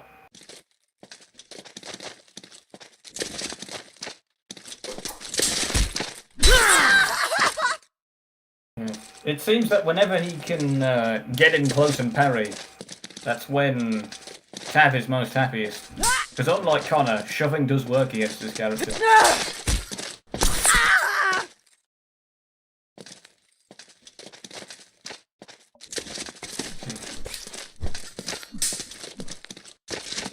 I have to ask Oak though, if he was there for the Olympics, how did he rate all the people playing Connor? Because I know that Connor is a main of his, and he's very rarely played otherwise.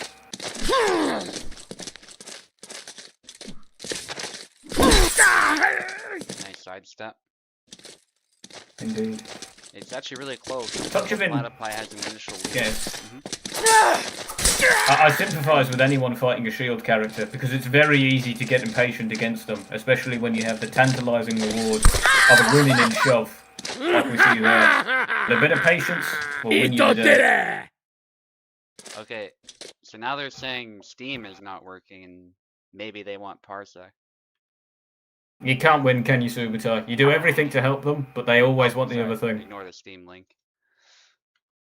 The grass is always greener on the other side, I suppose. Yeah, I don't know.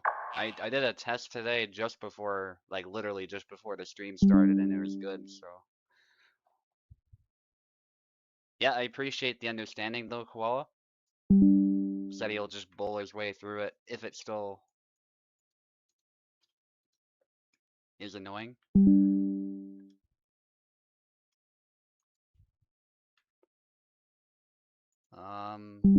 Yeah, PlatyPie on the left. Oh, no, sorry, you guys started on the left. We're switching now. PlatyPie just won his first round. So you're switching. Koala will be on the left this time.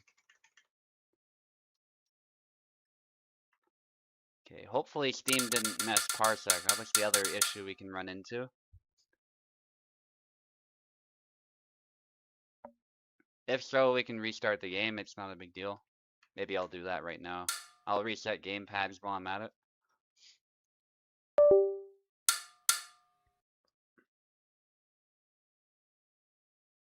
Yeah, so it's not anything you guys need to fix if it's not working. It's just that Steam interferes.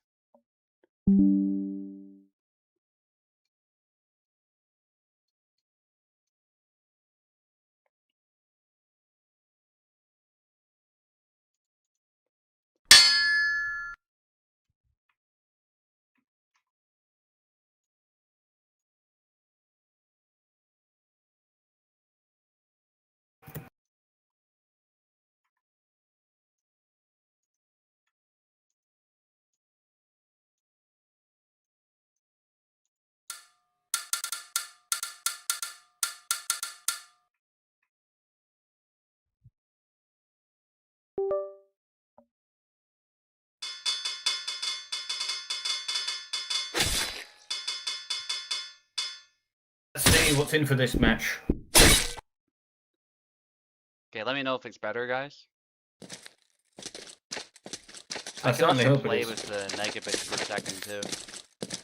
But Is there ever a nicer host than Subutai? He does everything for an unappreciative player base. nice cut to the head. Yes. Better for PlatyPie? Okay. Yeah, internet works in mysterious ways for everybody involved, not just me. Yes. It's offering credence to the saying that the machine has given up the ghost. Where often it feels completely ephemeral as to what makes something work or not work when it comes to technology. Yeah. And the other thing is Platypi is from Canada as well, from the same province in the same city. So the connection could also just be different, and so Parsec works better for some reason. I don't know.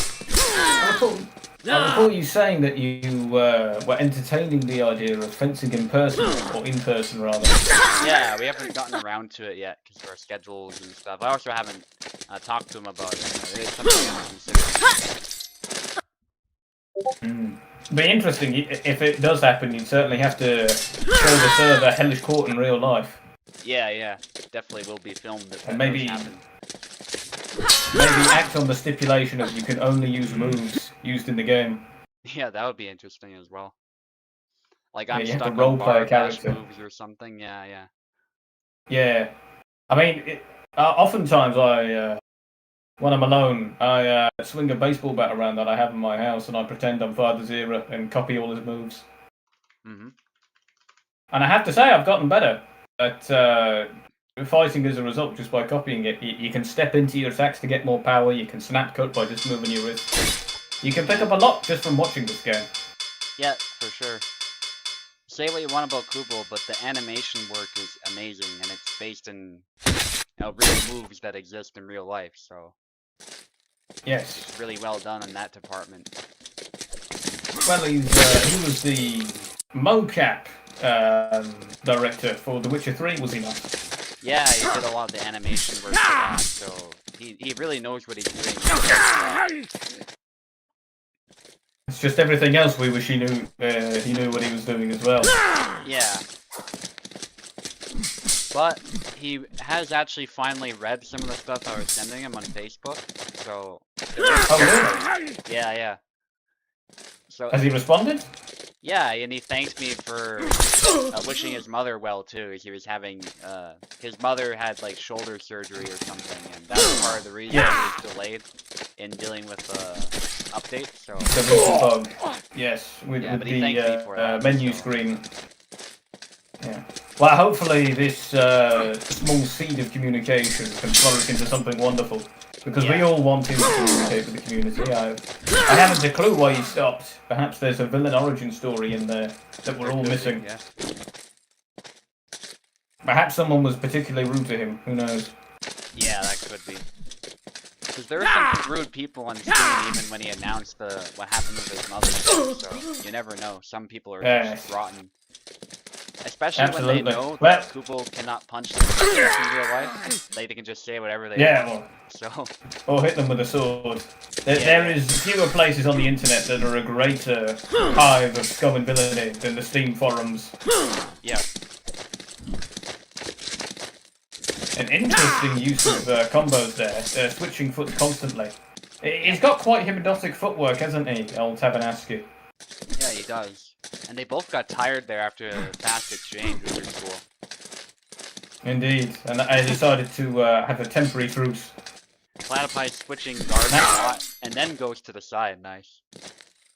That would exhaust you in real life, the constant switching of guards, wouldn't it? Because it's effectively just attacking without swinging. It could, but swords are relatively light, I'd say. If you're really well trained with one, especially the sword that you're holding, I think you could cope with it. That's why the stamina in this game is a little bit unrealistic in some ways, as far as how exaggerated it is. They could have just have undiagnosed asthma. Yeah. Yeah. For balance reasons. Yeah. But fighting is exhausting. It would slow you down. That's really more what a stamina drop would do, realistically. Less so the I'm gonna stumble and present my head type of thing. Yeah. That's like if you're completely buggered. If you get attacked multiple times, I can see that being the case. Yeah. If you're completely wounded, because... Yeah. And that's why I like the pain tolerance must be insane. Too. Yeah. Yes, that is a nice mechanic. I like that too. Because even if you were just cooked, I don't know what his plan was there. An excellent photo finish. We didn't get to see it, but that was a grab. I imagine that was a lag spike where he unintentionally walked forward. Yeah. The last thing you want to do into a grab. Well, it's trying to let it that guard, but the punch to the face, nice. And Platypi actually wins it. Pretty decisive victory here. Hopefully the lag was better this time. Hopefully. What you rarely see is Gideon. He has a punch move that he can do outside of measure. and you never see it, probably because it's useless. But it's a funny attack. You could just punch the enemy in a sword fight. Mm-hmm. They both enjoyed it. That's good. Yeah. That is wonderful. Okay, Togoshi against Info now. Togoshi is a bit newer. Couldn't find a suitable opponent, and Info joined late, so I just decided to have Info fight against him. My personal opinion, having fought Info, so long as they're trying to make Marta work, it could be a fair fight. Yeah. And I think Info not doing so well with Marta, by her own admission, has led to a lot of disrespect to her name. I do think Marta is a viable character, but you gotta use her properly. If you're using her like Marie, which Info is more used to, then it's not gonna go well. But if you play to her strengths, then she can be a menace. Indeed. I mean, I've yet to experience a Marta player give me any trouble, and as you all saw earlier, I mean, respectfully, SUBUTAI, I must disagree with you in my limited experience, as SUBUTAI earlier, not SUBUTAI, Plebeian earlier was beating the brakes off me, turning my legs into a stick and my head into a mop, and he wiped the floor with me. And quite frankly, the only time I had any luck against him at all was when he played Marta. So, she isn't a very high standing, in my view. Alright, Togoshi is here, Info is here. Info will be on the right, Togoshi on the left.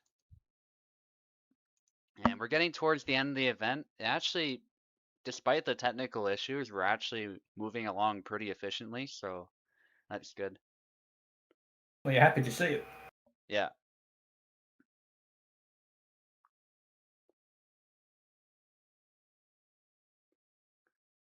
Yeah, well, you see, Marta's not about the lunging footwork, it's more about sidestepping. If you watch my fights against Connor, that's how I beat Oaks Connor of all things. Really? Wow. Yeah. Yeah, with Marta. I do so yield I think she deserves more to your respect. experience. Yeah. If you believe it, I shall certainly tacitly agree, despite my better judgment, because your experience dwarfs mine, so I'll simply roll with your expertise, I suppose. Mm-hmm. Info having problem with her controller. Isn't she on keyboard? Doesn't Info play from a phone sometimes? Sometimes. I don't think right now, though. Let's try again.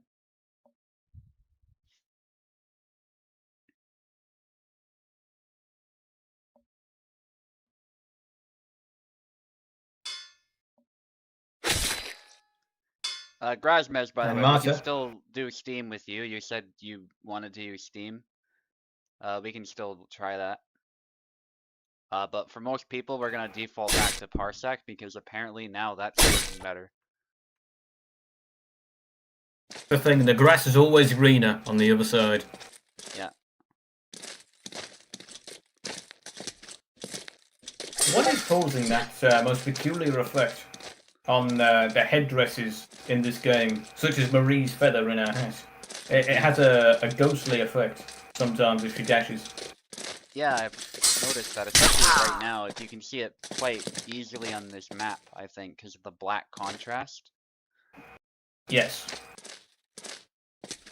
Yeah. Although on other maps, I find sometimes swords have an odd ghastly effect around them on low graphic settings. And I don't mean this to hate on Krupel, but I think part of it is that he doesn't have a lot of experience as far as like managing shadows, lights, and other stuff. It does show, and I'm sure he would admit it too, like he's sort of learning as he goes. So yeah, that might be the reason. Power to him, he's as a solo dev, and for a first project, obviously for a game of such quality, you know, it's certainly quite impressive for all the flack we give him. Yeah, and for the most part, the graphics do look fine. Like, there's nothing particularly wrong. Oh, absolutely. There's just small glitches here and there and stuff like that. Yes. Certain people in YouTube Shorts, which is foolish, probably the bottom 10% of human intellect, as I'm sure. I've actually confused the game's graphics for real life and said, oh, I thought this was a real duel. Perhaps because they're morons, but you get what I mean. The game that does have quite good graphics. And I think they're quite charming as well. There's something almost PlayStation 2, or maybe PlayStation 3 about the character models that I quite like. Yeah. Their simplistic design, where they're scans of real people. Yeah, exactly. So Glossy's doing really well here. I think Marie is just an advantageous matchup here. Regardless of what I say about Marta being good, I will say Marie probably has the advantage here. That lunging footwork is really hard to deal with, especially because Marie can get out as soon as something goes wrong, and then Marta will struggle to catch up. Oh, and could this be a first? It is. Marta gets a foothold in the match, and Miss Info will no doubt be pleased with that. Getting a sneaky click there. One of the most famous, or maybe infamous, of all the celebration animations in this game. Yeah. I wonder if Info's playing a bit too linearly right now. That might be part of the problem. Lack of sidesteps, perhaps. Yeah. One of the things I noticed with Marie playing her in arcade mode is that her lateral speed, the up and down speed for sidestepping, is much slower than her back and forth speed. Yeah. Surprisingly. Yeah, when she sidesteps, it's more about like sort of quickly getting a little bit offline to get a sidestep in, but otherwise she doesn't want to spam it because she will be caught. Otherwise, if she doesn't essentially change her tactic and move back or something like that. Indeed. Marie is tiny compared to the other characters. I never really noticed it, but even Marta, who is tall for a woman, I suppose, especially with the way she holds herself, Marie looks dwarfed by comparison, almost child-sized. Yeah, people used to joke that she looks like a child because her facial model also is the most simplistic in the game, so that doesn't help her case. The other characters are more fleshed out. Marie's is very legacy. You can't actually see it very well in this map because of the strange shadow that hat creates. Sometimes it covers her face, but if you look closely, her face creating quite a cool effect. Yes. Though, getting a comment here from Discord from Siantlark, another famous Marie player, she informs me that the reason that there is ghosting on Marie's hat sometimes is due to the anti-aliasing that the game uses. One of its options, called FSR, apparently in all games in which it is used, has remarkable effects on more glossy textures, such as Marie's hat. I see. So it's not Kobold's fault. We're victimizing him for no reason. Okay, I see. He has released interesting use of sidesteps in the past, though, like the spotlight on the church map. I don't know if that was removed. He might have actually gone in and changed that with one of his I think he did remove it. He did yeah. remove it. I do play on the church map. Yes, I agree. Some of the map additions are peculiar as well. I remember when it was first added, the anvil map, or the water wheel with the inside the water wheel map with the anvil that is automated. Yeah. That's off-putting to play on, to say the least. Yeah. Especially when it was first released, because there were several pillars throughout the map and they would completely block the camera. Yeah. And then you're hearing this constant clang sound, and people were saying that the hammer in real life sounds really loud, so it should be really loud, but I was like, do you want your eardrums to be destroyed in the shooter? Because that's realistic. You don't want that. Yeah, exactly. There has to be a compromise between realism and fun. Yeah, and play any fighting game, like when there's a roaring like crowd or something, like watching the fight, that's not all you hear. You still hear the fighters principally, right? It's more background noise. Yes. In real life, that wouldn't be the case. The crowd would probably be ridiculously loud, but you don't want that in the yes. game. You get that in boxing. I have no idea how boxers maintain their focus in the big matches where there's constant crowd cheering. I would be terrified, personally. Yeah. Yeah, in hockey games especially, they can get really loud. And I'm sure soccer games as a Canadian. Yeah. You must know that as a Canadian. Well, English football, currently the finale between Aston Villa and no, sorry, Arsenal and Paris is going on, and that crowd there has their own war drums that they're beating like they're marching to war. Wow, that is pretty badass. Yeah. I mean, the English, the hooliganism of the English football fan was so prolific in the 80s that it led to the inspiration of orcs from Warhammer. So, you talk about loud crowds, no one does it better than the British. Yeah, we don't have that as much, but I guess in a concentrated arena in hockey, the sound can sort of act a lot differently when you're in a concentrated space. Plus, they often blast music too when stuff happens. Oh, I see. That helps as well with the unthinkable with the intensity and whatnot. So you get no shortage of fouls in hockey where players whack each other as if it were the puck. Yeah, that's pretty common, and it's just like in soccer. Sometimes or football, as you call it, the refs sometimes they don't call stuff. Whether they're corrupt or not, like they just don't see it or whatever happens, they often do not call fouls that happen. And it is a rougher game too in their defense, so it's probably sometimes tough to tell. But some there is a conspiracy just want to watch the world that burn. often paid off. Yeah. I see. I've not heard about corruption in hockey. I know corruption in boxing, bringing that up again, is really bad. I mean, corruption is the normal state there, let alone good intent. But I've not heard about that in hockey. I'm not too familiar, I must say. But at least in hockey, like, you don't get the people flopping on the ground as soon as they get tapped a little bit, like in football sometimes. Oh, yeah. That itself in That's hockey what I was going would be to a bring penalty. up. Yeah. Yeah, you get theatrical, is what I call it. Theatrical injuries, where they, you lightly tap them and it's like they've been in the wars. And then the second after the ref gives them a penalty, they're immediately back on their feet. It's, come on. Yeah.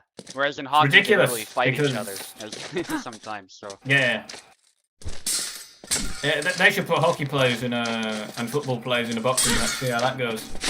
Have that for an event fight. I'd buy that for $1. Yeah. Well, hockey players are pretty good at grappling too, because when you're on skates and you're trying to fight each other, like that's how you maintain contact. You grab each other and start punching each other in the face. So. I see. Yeah. Do you ever see the hockey sticks themselves used as bludgeons? The sticks, you mean? Yeah, the sticks. Are they ever used as weapons, or is it mainly fists? It's been done, but that would be like an instant, like serious penalty. If not, like you'd be removed from the game. Like disqualification. Yeah. But for the brief moment you do it, it would feel incredible. As someone who has anger issues, you regret it later, but in the moment, there's nothing else like being angry and hitting someone. In the Soviet Union versus Team Canada games, there used to be a lot of spearing, is what it's called. They literally thrust the hockey stick like it's a spear. And that can really hurt somebody, but there was lots of that going on. And they had to make rules against that later on to reduce the frequency of that. There was a lot of bad blood between us and the Soviets. Well, there's a lot of bad blood between a lot of people in the Western Soviets. Yeah. I've never heard about that, though. That's fascinating. That reminds me of, if you've ever seen Rocky IV, Ivan Drago, the stereotype of the gigantic machismo Russian, the stereotype where, like Zangief from Street Fighter. Yeah. Oh my goodness. That was a very unfortunate trade for Misinfo there, who, in my opinion, had that Marie dead to rights there. By the way, we've not talked about the duel at all, and we're typically quite notable for talking about the duel. Yeah. No, I do enjoy this conversation, I must say. Yeah. Because currently, I don't wish to be discouraging, but it's been quite a one-sided duel, in my opinion, as, once again, your theory of Marta is being put to the test. Yeah. Yeah, and even though Info is probably playing a suboptimal character for this matchup, I still think it speaks to Togoshi's skill to be getting this far. If you don't know what you're doing with Marie, Marta will still destroy you if she knows what she's doing, so. Not to speak ill of either player, of course. Yeah. I must say, Marta must have a respectable amount of health, because sometimes I even get glancing blows on Zera, and she doesn't die. Yeah, she is pretty tanky. That can help her. I think less so in this matchup, but in some others against, like, heavy hitters, it can help. Marie's cuts do almost no damage regardless of health, but her stabs typically skewer you and impale you in a single blow. Yeah, you need to hit the head with the rapiers in general to kill. Any other target that's hit will not result in a kill. Which is pretty realistic to the rapiers they're using, but it can be a little frustrating if you're landing hits and like nothing's, you know, happening. You're just unlocking them. Yeah. I mean, often you can have Marie use her leg sweep 3 times in a row and she doesn't even kill them. And I've had that happen before and I was very frustrated with it. Yeah. In case in point there. Getting exhausted. Cut to the They're chest. hitting each other. Uh-oh. Oh dear. Oh, that cut didn't even barely. kill. There we go. My word. Use the point. It was a cut that went to the exact same location and it wasn't even enough to kill her. In the torso. Yeah. It's impotent. Nice stab to the body. I think I've seen a popsicle lolly do more damage than her sword sometimes. I believe. Is a rapier a sword? A rapier, yeah. Yeah. Yeah. Sword is a broad definition. Rapier is a broad definition too. A lot of countries that had the rapier would have just called like the rapier a sword, and that's it. Like the differentiation between a regular sword and a rapier didn't necessarily exist. One's fancy and one's tough, and I'll let you figure out which is which. That's the dictionary definition. They just didn't classify stuff the way we do now, is the thing.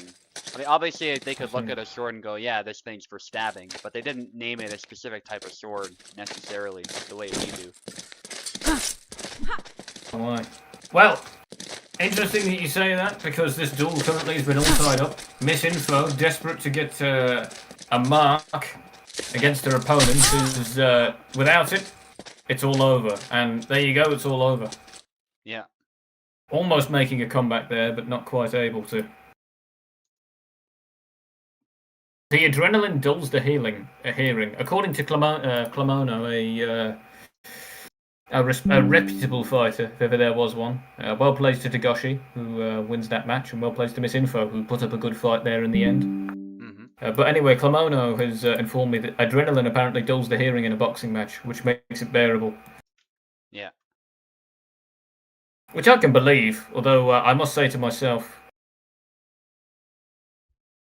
I've had adrenaline rushes before, so I would agree, for sure, that it, especially when you're spiked on it, like it definitely, like your hearing becomes really funny. Indeed. Like when I saw that, I think I've told this story before, where I saw that cougar. Like that's a moment where my adrenaline was just going nuts. A story about a cougar? Is this an elderly woman that was trying to seduce you? No, a mountain lion. A mountain lion? I mean, I'm not one to pry into your sexual proclivities, but I don't judge. Unless, of course, you were trying to have sex with the mountain lion. That'd definitely spike your adrenaline. Yeah. Yeah, but anyway, what happened was, I was a teenager at the time, and I decided to stray off the trail, walk into some bushes, and explore the wilderness a little bit.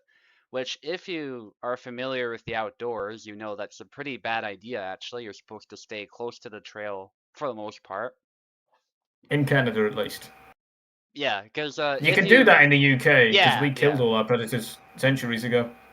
Yeah, but in this neck of the woods, that's a no-no, because you're more likely to run into animals, which are staying away from the trails in the first place, because they smell people, and they're like, well, we should probably steer clear. So, generally, the trails are pretty safe. But... I see. Yeah, so I strayed off the trail, and it was sort of morning, midday, like that type of time, probably 11 a.m. or so.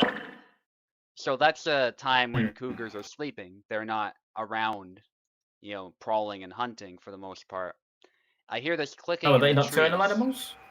Yeah, they're mostly nocturnal. Like, they're active a little bit in the sort of evening hours and a bit in the morning, but then they go to sleep for a very long time. They're like other cats.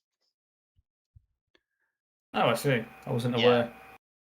So, anyway, I hear clicking in the trees. I'm thinking it's a beaver, right? Because usually when you hear stuff like that, that's what it is. But what I didn't know is that there were kits playing in their nest, making a bunch of noise, and that's what I was hearing. It was not a beaver. So I eventually noticed this. Thankfully, I was paying attention and I was not on my phone or anything stupid like that. And I see them playing around, and I saw the mother as well. The cougar was looking right at me, ready to pounce me right there. And I had no idea she was even there at first. Yeah. And so she's giving me this really angry expression. Like if I took another step, I would have been pounced right there. That's how close I was. Then they can pounce pretty far. And Absolutely, so they're menaces. Yeah. Thankfully, I was able to backpedal away. She didn't want anything to do with me. She was probably just as tense as I was, and she didn't follow me. Yeah. So that was the end of it. I knew Well, that's better the than to run away. typical. So The typical saying is they're more scared of you than you are of them. But the thing is, unless it's monkeys, you should always keep eye contact with them because that makes them more scared. But unless it's a chimpanzee, you do that to a chimpanzee, that'll set them off and they'll have you. Yeah, and the thing with cougars is they want to fight from stealth. Possibly you're on the right, by the way. Sorry. We were in the middle of a story there. Are you able to select? Oh yeah, fascinating. Fascinating. Yeah, so they want to fight from stealth. So when you look them in the eyes, you let them know, like, you know you're there. They're much less likely to attack. Yeah. Because that's not what prey does. Like, prey will turn their back on them and run away. They won't make eye contact. Well, that's the thing with prey. They have eyes on the side of their heads. Predators have eyes looking forward. If you look at humans and all predator animals, they always have eyes looking forward. The best example of prey eyes is like a fly who is 360 degrees from his vision because he needs to look out for predators, but not me. I'll fight anyone. Yeah. I'm joking, but you know what I mean. Yeah, I get what you're saying. But yeah, thankfully that didn't end in an incident, but if I had taken a step forward, she would have defended her cubs and I would not be here, most likely, because there's no way, even as I am now, there's no way unarmed I'm taking on a cougar. That's just death. It could scratch you and then you could flee, perhaps. Like it would definitely win the bout, but you might not die. It depends on how rough it is. It's definitely possible to survive, but it wouldn't be likely, I would say. It's definitely got the advantage. Yeah. Especially if it's defending cubs. Like I'm gonna die defending these cubs type of thing. So. Ah, right, yeah. It's got the motherly love bonus. Yeah. What's going on with Apostle? You need a keyboard or something? Controller not working. It could also be Steam causing the problem. I'll do a reset of the gamepads and see if that fixes it, and I'll also let you back in.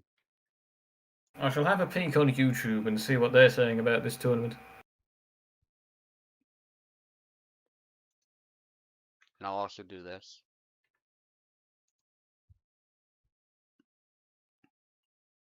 But yeah, you're right. Like people have survived mountain lion attacks even alone. The key is really to fight as hard as you can and convince that they are not worth it. If it hasn't bitten your throat first from behind, which is what they try to do. Yes. Well, that's the thing. The neck is the most vulnerable location on the human body. Yeah. A truly optimized life form would have the neck in the shoulders, but then you couldn't turn around as much, so you'd be a bit more clumsy, but you'd be a lot tougher. Yeah. And they target the neck because that's their principal prey, deer. They're also very vulnerable there, so. You know what doesn't have a neck? Crab. The toughest things around. The second a crab learns to not walk from left to right and can go forwards and backwards, that's when they're going places in the world. Yeah. You're a teacher, right? You could use if a crab could walk forwards, you could lose your job to a crab. Yeah. Well, I'll tell you what, octopi are really smart as well. People don't talk about it a lot, but yes, they make armor out of shells. They've done lots of tests and they've shown a lot of intelligence. Yeah, they don't have appendages that are exactly great for building civilization, but they are bloody. They're intelligent. Yeah. You hear that from dolphins as well. They're apparently very intelligent, and they can play with their prey and play with one another. And if you're intelligent enough to understand the concept of fun, then that means that you're a very intelligent animal indeed. Yeah. Castar said crabs are the ultimate life form, but before that, things keep he evolving into them. misspelled it and he said craps are the ultimate life form. Yes. Which was funny. I saw that as well, which is ironic. I mean, all animals do shit in one form or another, so he's not entirely wrong. It's the end goal of everything. Entropy. Yeah. Alright, Castar, I'll let you back in. I just restarted the game.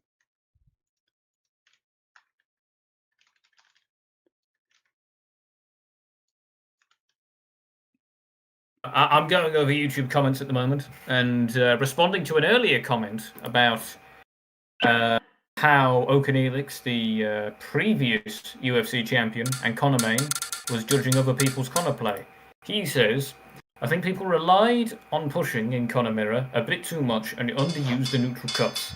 But everyone who's played him was really good. He's not really a complex character. I agree. I learned Conor in all of 5 seconds because all you need to do is understand the side steps that go in 2 directions, know a leg cut, know a neutral combo, and that's it. The shield will do the rest. Yeah. Also the stats, but that's all you need. Yeah, his back X is really good too. I found that really helpful. Yeah, especially against other shield characters. And already the duel is off to a fascinating shot here with 2 low tiers. You very rarely see a matchup like this. Yeah. I think I was fighting a beer in the corner spam back X, and the beer didn't know what to do, and he got tilted about it. And I don't blame him. I got tilted fighting Conor as well. Yeah. It is. Fighting Conor at all, even if you are Conor, is very frustrating. I slammed my desk when I lost 7-6 against the Conor. Graz. He played very well, but you can go back in the tourney and you can see me crash out, as the common vernacular is. Yeah. Saying, oh, fuck this tourney, and that sort of thing. Yeah. I shouldn't have done that. That was foolish of me. It happens, though. At least you didn't complain for an hour or anything like that. Yeah, I think. So. Yes. Well, that's the thing. I said immediately afterwards that I've come to my attention that I still have severe anger issues. As I mentioned earlier, there's nothing more satisfying than getting angry and punching someone. I will say, have you ever played the game Team Fortress 2? Say again? What game? Have you ever played the game Team Fortress 2? No, I haven't actually. Well, hitting someone in the face if you don't like them is equivalent to getting a random crit in that game. A random melee critical hit. It's the same feeling of bitterness and spite poured into an attack. A bad analogy if you've never played that game, but anyway, don't do violence, kids. Don't do something in a moment of anger, as satisfying as it can be. Hassan doing well, but it is Saba, so I don't know how impressive that actually is, to be honest. But it's a low bar to clear, but he clears it well, I reckon. Yeah. Nice hit. I saw Miss Info, who sadly lost their last duel, but recently posted a tier list based entirely off of data, ranked Hassan as the king of F tier, of the weakest of the characters, due to his win rate of around 33%. Apparently he's better than both Saba and Yendrik, win rate wise. That's interesting. Yeah. So he's the king of the crap, so to speak. Maybe Hassan attracts more players who are actually good compared to Saba, but I'm not sure. And it's funny I say that because Castar is playing Saba and his Saba is pretty good, but I think generally... His Saba gave you a run for your money. Yeah, he nearly beat you in the Olympics tourney. I was very surprised by that, because I fought Saba before. Not Saba, I fought Castar before on Zero. But they are certainly a rising prospect, I will say that much. They're a very good player. Yeah, and actually Castar is making a comeback similar to what he did against me, so maybe he'll Nope. Not quite though. Enough to string our emotions along, but Hassan was able to snatch a victory from the jaws of defeat. Very well done there. Yeah, Castar has an amazing Marta though. I hope we do get to see that. That Marta destroyed my Marta, so... No pressure though, Castar. If you feel happier with Saba, obviously use Saba. Apparently Kalamono has a deep despise of Hassan as a character, which I must say is peculiar, as he couldn't hurt a fly. You know, Hassan could not win a fight in an empty room. Is my opinion. Mm-hmm. Yeah, I think we're gonna ditch Steam if we can, because Castar is also not enjoying that, which is fine. That's usually how Steam goes. Popcorn. I don't know who this is in the server, as I'm unfamiliar with anyone called Popcorn, but apparently they disliked our tangent of being against AI, but they blame the AI and not us for being so hateable. I mean, that's fair. The AI, well, not the AI, the companies behind the AI created the problem, so that's fair. Absolutely. Indeed. Siantlar currently begging for a Hassan mirror, which... Who's favoured in the Hassan matchup? Nobody, I think, because he's that weak.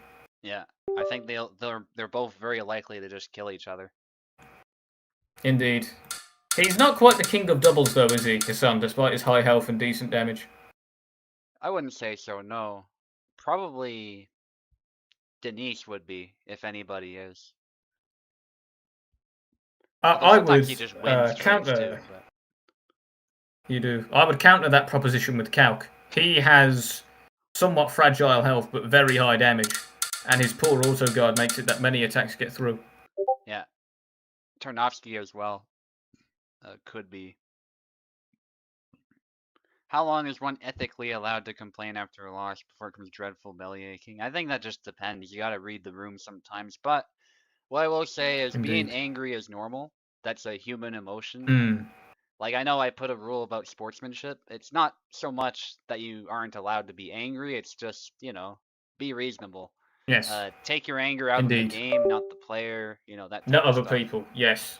Like, for instance, in the plebeian matchup, I was angry in the second round, as perhaps you saw there. I got absolutely battered and effectively through the match, but I was still very respectful to my opponent. You should never take it out on somebody else. Yeah. Which is the core lesson I should give. Yeah. And Pleb, if I was mean to him, I don't know. He's from Louisiana. He sounds pretty tough. I think in a fight he'd probably beat me in real life too. So I don't want to be too mean to him. Yeah, he is actually into hand-to-hand martial arts and HEMA, so it's quite possible. Oh, I see. Oh, Jesus. I mean, I was a green belt in Thai boxing in my youth, but you know, other than the fundamentals of keep your hands where your face is and try and kick them in the head, I don't think I have too much of an advantage over the layman when it comes to hand-to-hand combat. Oh yeah, Tarna is really tough to select. You gotta be quick on the draw.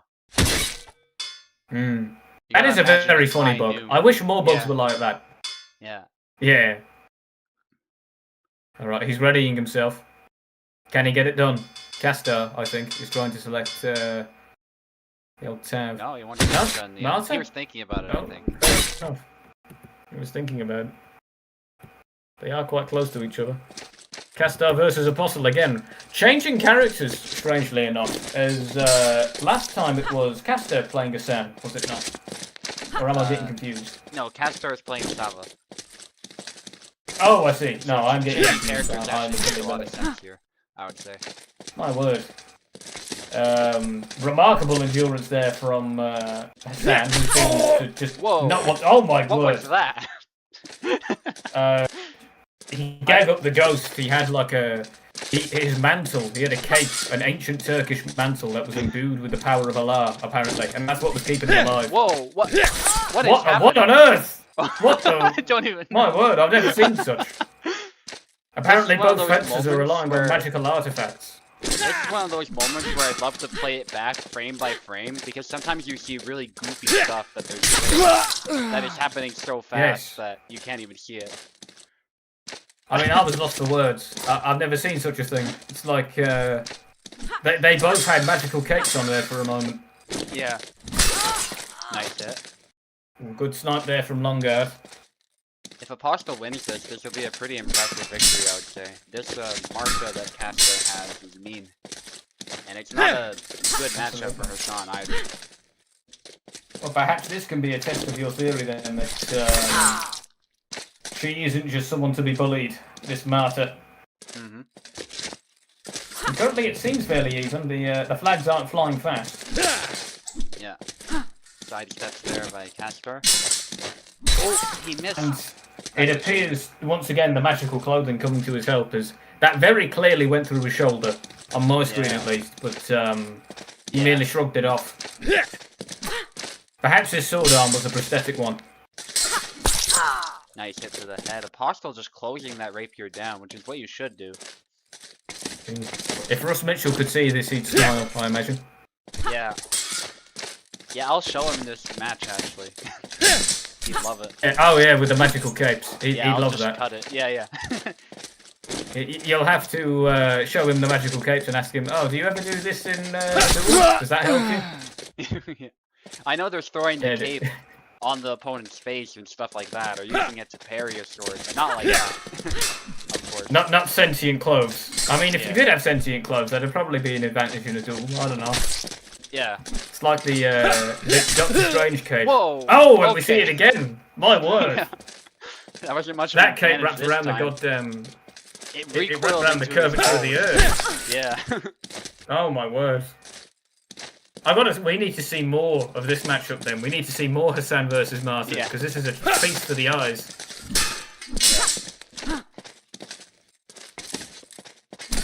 Whoa, what the? Whoa! Whoa!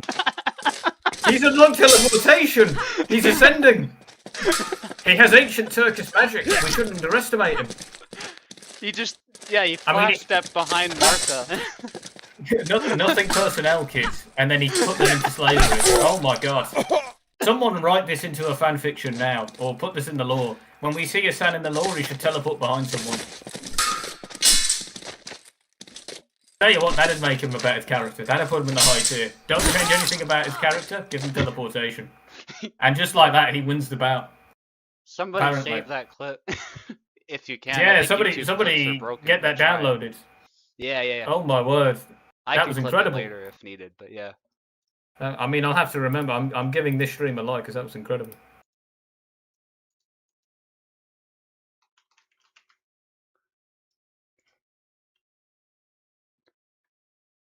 Well, the best part is I didn't even expect it. So it just caught me completely off guard, and I just broke out laughing. Yeah. Absolutely. I mean, I was taken aghast by it as well. The thing is, the bugs kept on escalating every single time. The cape got more and more interesting. Now, if Cobalt had more glitches like that, I don't think I'd mind. Yeah. I don't think it's actually graphics Jogoshi, but I'm not sure. I'll have to look into that. I think the character model actually moved. So. A complete change in matchup as well, where Captain is playing the recently buffed Samuel versus Postle's Gideon. How new of a player is Apostle? I've never seen him before, I don't think. Apostle has played for some time now. He kind of pops in and out here and there, but I would say he's an experienced veteran, so... I see. Hassan play. He might be the best Hassan player on the server, actually. I didn't mention that, but he does play Hassan pretty often. You know, we mentioned teleportation magic. I think if he had lightning powers as well, that would be more in fitting with Hassan's character. Yeah. Particularly against dogs. CE. Yeah, sadly I don't think we're going to be seeing more of those bugs. People love them, but... yeah, as do I. As do I. Kobold, put that in the game more often. Yeah. Just an anime game mode. The thing... yeah. Well, the thing is, it only triggered whenever he was hurt, so it was like a fight or flight response. Yeah. So I think it was the physics exploding is what happened, and the game didn't know how to cope with it, so that happened. No. Well, it gave us that. That was a treat. In fact, it was so special that we've been talking about it for the majority of this duel. Apostle here making something of a... rounding out the set here. Yeah. With Gideon surprising. Yeah, Gideon is not used very often anymore, which is a little bit sad, but I'm glad to see bringing him out. Absolutely. Who would you say the best Gideon in this server is? I'd say Eve right now. He doesn't play terribly often anymore, but when he was active, he was the best Gideon on the server, I would say.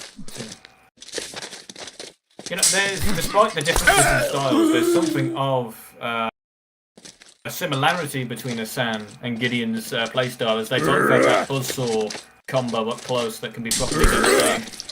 Yeah, and they tuck their hands away because their hands are so vulnerable. That's why they stand like that. It might expose them a little bit, but the idea is if you hold your sword out, your hand is just a target. So you might as well tuck it back. So then you can launch cuts of your own when the opponent gets in distance. And you can use your cuts as a mode of defense as well. Yes. And it's something of an invitation, isn't it, if the opponent sees someone behind them. I know I've fallen for that a few times with Laszlo and that sort of thing, where I'll go for those lunges from another planet, hoping they get through their guard that isn't there. Yeah, exactly. That was a good try. Barely whipped it. Yes.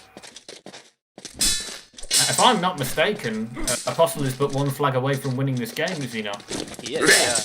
And he's going on the attack. He definitely knows that he's about to win. Very aggressive. Well, that's the thing on the final flags, you see, it's the psychology of players change, as they often get more defensive, but in Apostle's case, he's more than happy to just keep up the pressure. Yeah, well, he knows even if he loses this, he's got 2 other rounds to win. So, he's only got 1 other round to win it. Yeah, although I'm sure he would like to close it out here. Yeah, that's typically what I do when I get to this sort of thing. Admittedly, in my own psychology, it's something of a weakness towards the end of the duel. I often struggle to close it out, and there we see Castar likely relieved as they make a much-needed comeback, making the set 1-2, or 2-1 rather. Okay, let's switch sides. Still 2 more rounds to go maximum. That's assuming Castar is able to win another one.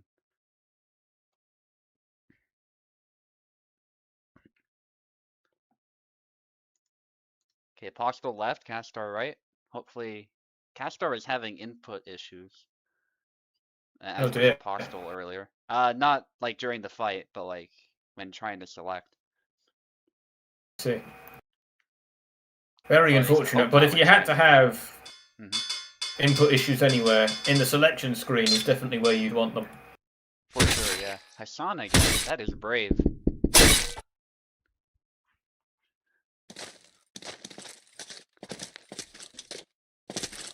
Hassan versus a buffed Sam, and he's making it work. If he closes out the set against the recent buff Sam, that would certainly be an indicator of the talent that we're dealing with here. I've not seen Apostle, but in such a short time, he's certainly impressed me. Nice. But Castor himself as well, he's making good use of Sam's recent buffs. It was mostly his speed that was buffed.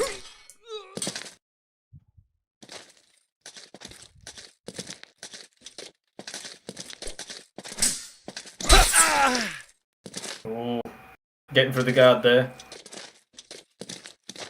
His retreating cuts are very lightning quick now.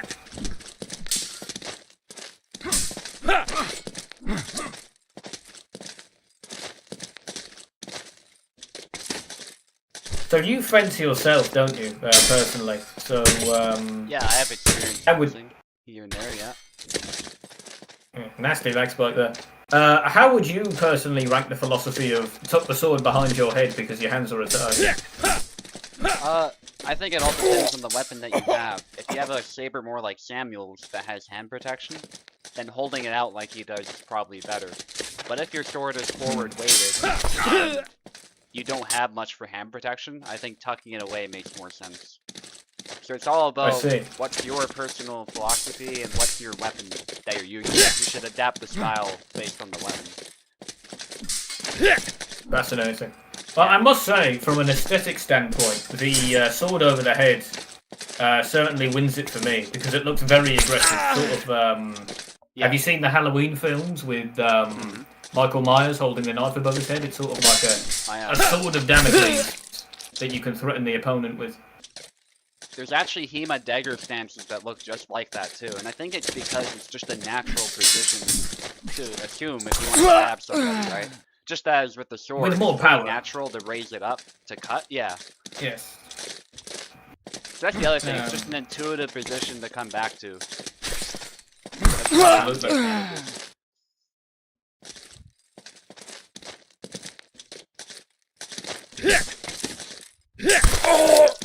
Oh, nice. Castar still. And then we see yet another comeback from Castar, completely evening the match. Appears his sun was not enough to get it done, even in the hands of a capable player.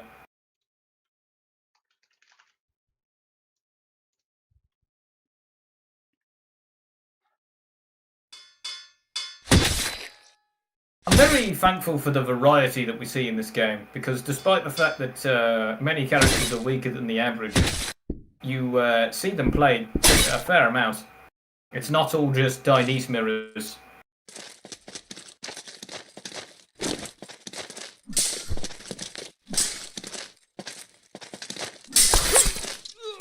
Ooh. Missed attempt at a high guard shot there, being punished. He might be faster, but he's not invincible, for certain.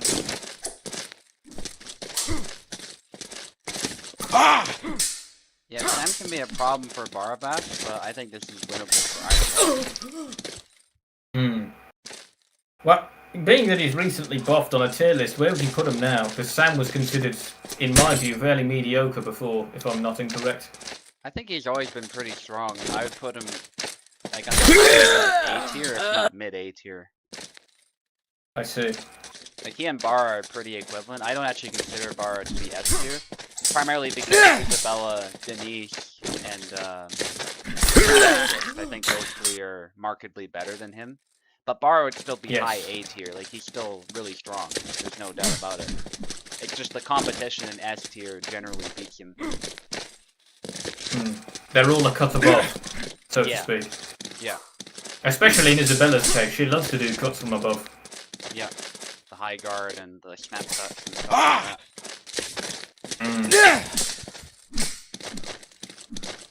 What's interesting about Sam is I think he has one of, if not the best altar guard in the game, perhaps behind Dionysus, because he has everything. But he can endure a lot of punishment that other characters would not. Yeah. He definitely pays for it in other stats. His HP isn't as high, and his damage, it's okay. It's definitely not bad, but it's not amazing. Like Denise. And his speed used to suffer as well. Yeah. But his speed was recently brought to kill. Yeah. I think he's definitely in a good spot right now. I don't know if he's overpowered. He's still got competition that I would say would beat him in a straight up fight. Case in point there. A thrust to the chest was not enough to kill, and that's all Baron needed. Yeah. The Cossack hairstyle is a very interesting one. In real life it looks quite cool, but in this game I don't think Barra really pulls it off. Yeah, Sava definitely pulls it off a little bit better, and I even say that as a Barabash main. Barabash could still win a little bit. Yeah. Visit the barber, maybe, Barabash. Get a haircut. Nice push. You damn hippie. The Cossacks were almost exclusively from Ukraine, right? To my understanding of history. Yeah, like Ukraine, parts of Russia as well. Yes. It was the Kievan Rus at time, wasn't it? That the Cossacks came from? No, they came from the Cossack Edomate, is what it's called. Oh, I see. So that's part of what used to be the Kievan Rus, but by this point Kievan Rus is non-existent. It doesn't exist as a state anymore. I see. Yes, because in medieval times they played the Kievan Rus, but I imagine they disappeared by the Renaissance. Yeah, and that's for multiple reasons. They got the ransacked. Mongols defeated them. Yeah, Mongols. And so you get the Mongols set them back centuries. Yeah, and then Muscovy takes over in what we now know as Russia, Moscow. That's why Moscow is the capital of Russia today. And the Polish-Lithuanian Commonwealth is took a bunch of territory in the east. So there's also that. What was their kingdom called again? The Cossack what now? The Cossack Hetamate. So it's a hetman essentially led the Cossacks. It wasn't really a kingdom. Sort of an independent state where a bunch of people who sought freedom from a lot of the kingdoms went to. So it's a bit closer to a republic actually in how it was run. And there was at least a version of democracy. I won't say it was democratic the way you think of it, but it was a lot freer as a society than, say, Poland. I see. And Castar once again making a comeback. Wait, is that all the wins they needed? They went from 2-0 to 3-all? Well, very well played. Did it. Well done. Exceptionally well done from Castar, coming up from behind to take the victory. Yes, all the while we were talking about the Hetamate. Never heard that word before, but I'll be certain to look into it after this is done. Yeah, it's a state that's run by a hetman, and that's like a type of noble. I see. Well, they've always had something of a rebellious keel to them. Yeah, well, that's why there are a lot of pirates there and bandits. It's because it was a freer society, and they were sort of trying to escape the world order. So. Yes. Fascinating. Well, I shall certainly bear that in mind.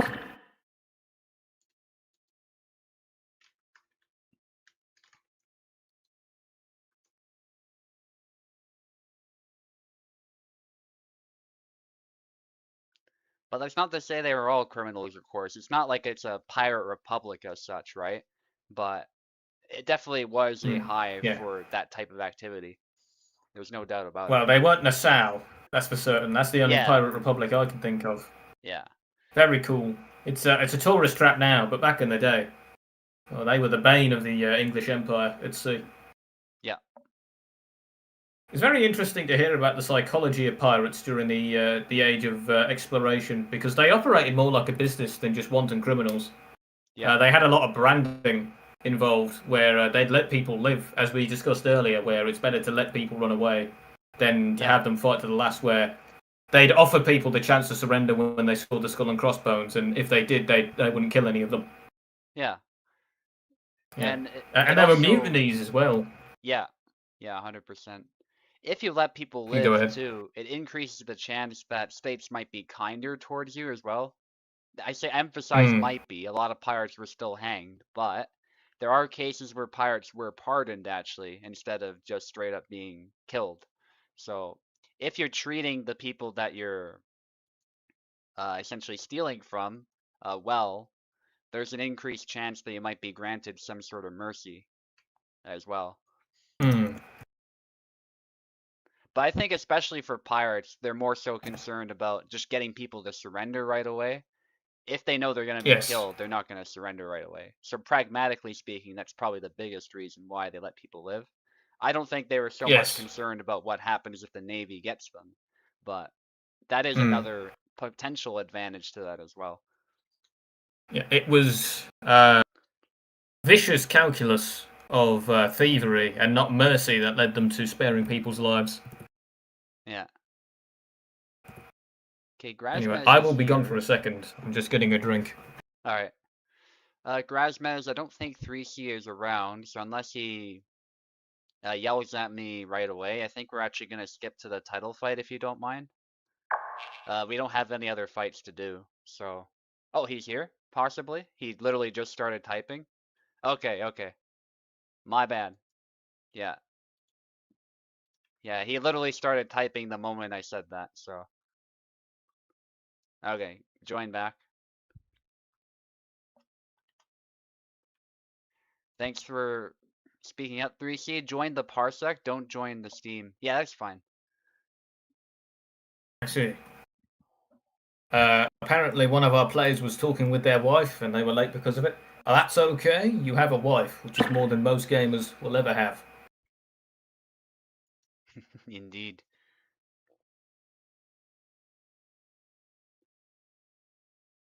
Yes. Grazmez, you're on keyboard. I hope it was a nice chat you were having with your wife. Yes. Because you sound like Steed Bonnet in AC4. I have no idea what that is, Clamono, but I will certainly be taking it as a compliment. I've been told everything from I sound like David Attenborough to sound like I have a voice for radio. Very upper class English. Well, so Stede Bonnet was a former, like he was a rich plantation owner. He owned slaves and stuff. Oh. Was in the sugar business. Oh dear. he wasn't a great guy in real life, it's true. But then he turned to piracy because. But he had a wonderful voice. Because he thought his life, like with his wife and his kids, was boring. So he wanted a life of adventure. So he decided to take his wealth and devote it to piracy. Get a crew of his own, get pirates of his own, and go out pirating. But it turns out he was not actually a great pirate.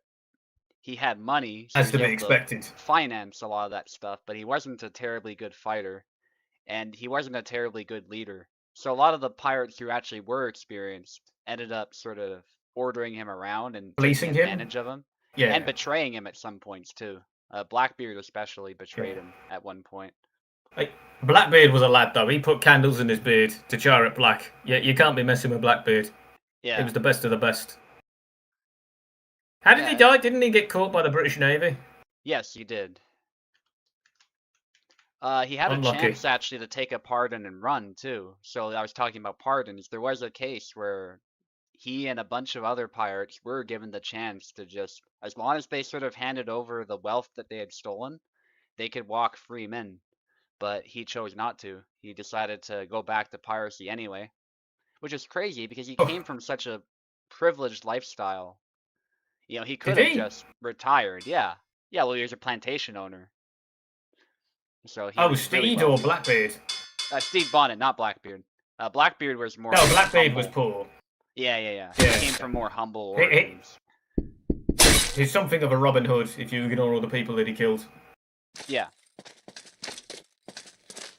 Although Blackbeard also did that. Like, he had the chance to take the pardon, but at some point he decided to go back to piracy anyway, and so he died in battle. I see. At least he went out on a shield. I think I speak for all men when we all wish that in certain moments that we die in a heroic sacrifice. Yeah. And apparently at least I've thought about that before. Fighter too, so he was able to back up that bravado with skill, with a blade. So. Well, Stede Bonnet sort of reminds me, in a sense, of one of the characters we have in this game, of Capstein. Yeah. He certainly seems like a Stede Bonnet type. As it says in his arcade mode, he's an adventurer, which isn't a job in real life. Yeah. I've been requested by the audience to say, so full of adventure. Anyway, there you go. Stede Bonnet in the game. Yeah. I like to think that I might be a bit better than Stede Bonnet, but I'm a very fragile temperament. I have a bad temper. Yeah. I'm a good leader, but not around criminal types who don't take me seriously due to my temper. Yeah. So I think I would be very similar to Stede Bonnet in more ways than one. Yeah. I like to think that I wouldn't be a slave owner, but you know. Yeah. Maybe I'll catch flack for saying this, but I'm not a fan of how Stede Bonnet is portrayed in Assassin's Creed 4. Because they portray him as some innocent merchant who does nothing wrong. But in real life, he really was an asshole to his family, and he was an asshole to his that he owned, and pretty much everybody around him, so... I don't think he's a... Yeah. He wasn't a particularly... I understand why they characterise him that way, because he does sound, in his story, somewhat incompetent. He's no Yang Li when it comes to naval combat. Oh my goodness. 3C being impaled by Graves. That piece of it is true. Like, he was innocent in the sense that he wasn't familiar with combat or, you know, leading a crew or any of these sorts of things. Yes.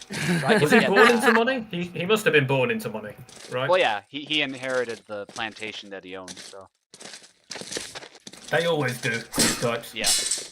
Especially in history. That's the other difference. A lot of wealth back then was just inherited. Today that does happen.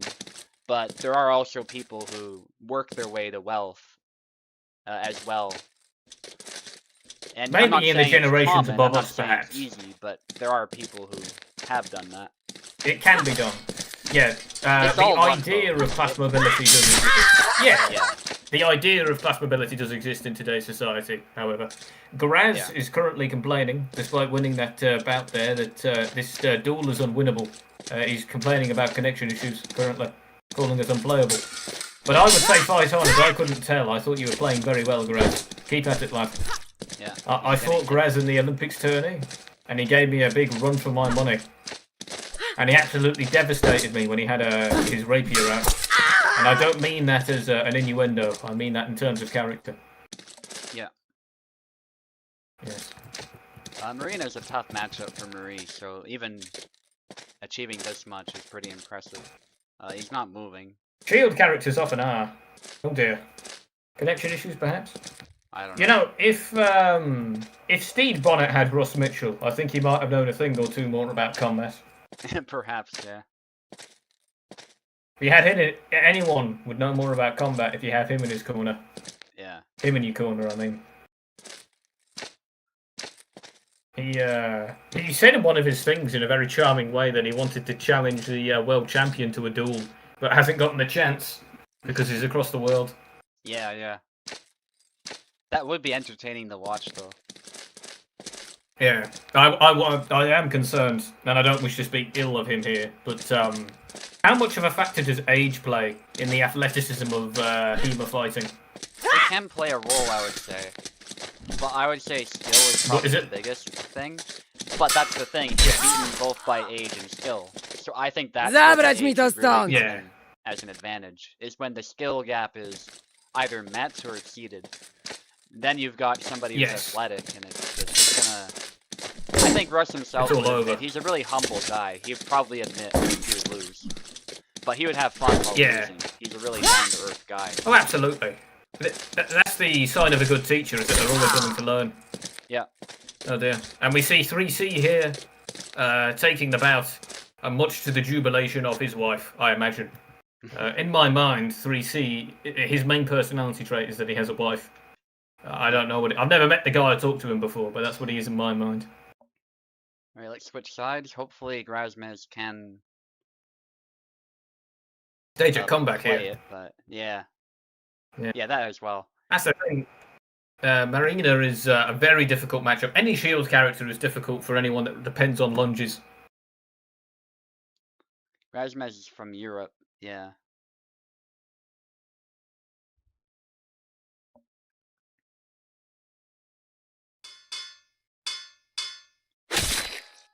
Yeah, Marina's footwork, that's something a lot of people don't talk about, but we did mention it. Russ mentioned it looks like it's similar to Soviet boxing, at least. Soviet style. He said the top half, of her movement. No, the bottom half, he said. The top half looks nothing like it. Okay, yeah. It's because style boxing, into boxing, it's based a lot on feints and constant movement to confound the opponent. I see, yeah. And here we have 3C picking the recently buffed Samuel versus Graz's magnificent Marie. He can't play many other characters, much like me, he's a one-trick pony, but the character he does play, he plays it well. Yep. I really like that victory animation from Samuel where he looks over the blade. It makes him look very evil and callous because he doesn't even care about the person he's just killed. He's only caring about his blade. Yeah.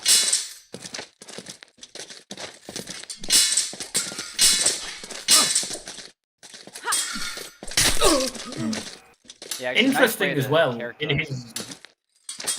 in his arcade mode, if you get all the way through to the boss, apparently he is killed by, what's his name? What's the main character of Hellish Quart? Yasek? Yeah. He's shot in the back by Yasek, and then he goes into a coma, and then he fights the metaphorical evil version of himself. Yeah. In his mind. And then he gets up and lives the life of a monk after, so he does survive that encounter. I don't think that's canon to perhaps how the game does go, but I think that might be foreshadowing. I think it is canon, actually. Because... Is it? Yeah, but because everybody else in the arcade gets a chance to kill Samuel. But clearly they can't have all killed Samuel at the same time, right? So I think Yasek is shooting him in an anticlimactic way. Seems more real. That does make sense. And the Samuel. I mean, that's what I do. Yeah. The boss Samuel as well, though, is a bigger version of Samuel. If you've noticed. So I think that also gives strength to the theory that the dream is the canon fight and not any of the others. See. Yes, because some of the motivations in the arcade mode is silly. Like, Marie's entire motivation is that he might reveal that she's a spy. Maybe. Yeah. And it's like, that's not enough to go on a killing spree. I'm sorry. You just want to relocate. And also, wouldn't killing him... Like, if you kill some noble, I feel like that would also attract a lot of attention. Blow your anyway. cover. Yeah. Like some... What are you doing, Marie? Female rapierist killed a noble. That's gonna turn a lot of heads. Like, there's not that many female rapierists who are killing nobles. So... Yeah. In the world. Especially since the character Marie's based off was one of the few medieval examples of a trans person. So yeah. That would draw even more heads. Yeah, and historically she did, but she had connections at least. So like there were nobles who protected her. But yeah, under normal circumstances, especially if you're a spy behind enemy lines, like that's gonna get you killed. Absolutely. If you're blowing your cover like that. Yeah. Very, very strange. I like Father Zera's motivation of just that he's mad and he thinks he's on a crusade, and Samuel is the devil, apparently. Yeah. Or somebody else. That's a very funny motivation. Samuel screwed them over too. Yeah. Like they were part of his like gang. Yendrik apparently used to work for him. Yeah. He's working for Jakub, which when Jakub is released, when Yendrik and Jakub fight, maybe that's like a wage dispute between the two of them. Yeah. Yendrik wanting to be paid more. Anyway, Graz making a comeback here and taking the duel. Very well done. 1-1. It appears the character change did not work out in 3C's favour, unfortunately for him. Much to the chagrin of his wife, perhaps.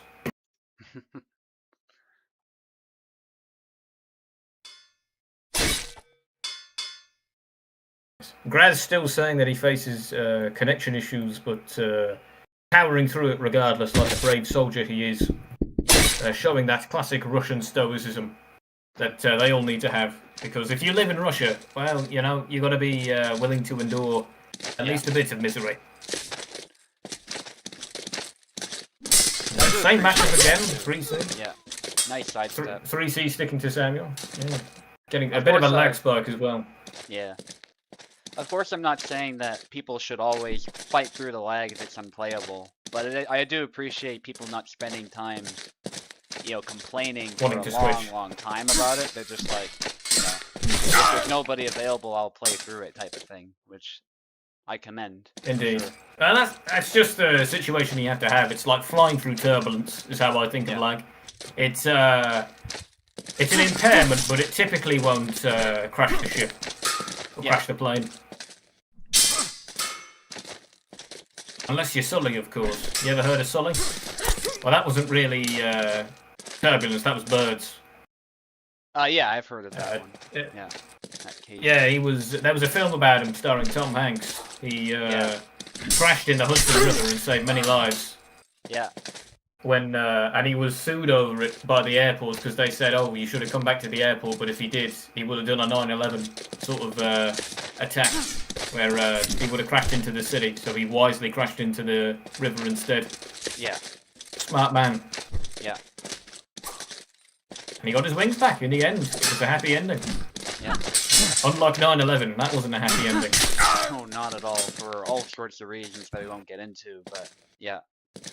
Yeah, for all parties involved, that was a bad situation. Yes. Rasmus doing incredible with Marie. Maybe it's gotten better, or maybe he's just, you know, trying to think ahead and he's managing to stab his opponent. Like, sort of... Well, you've cursed him there, because the moment you said he was doing well, he died. Yeah. The commentator's curse. It's like the other day, you told me I was fighting Venator. It's like, well, if he's going to win any duel, it's going to be this one. And then I lost immediately afterwards. Yeah. Yeah, my curses are pretty vicious sometimes. People just die the moment I'm evoking them, pretty much. Ooh, the triangle there, right through the ribs. Very effective at close range. A risky maneuver, but a rewarding one at that. Is it 1-1? Currently, yes, but it's about to be 2-1, I think. Well, we don't know how it goes, but it seems likely to be that way. Yeah. A nice cut there, landing on the chest, but he doesn't care. I realise the blood decals blend in with wearing red. Perhaps that's why he does it, for morale reasons.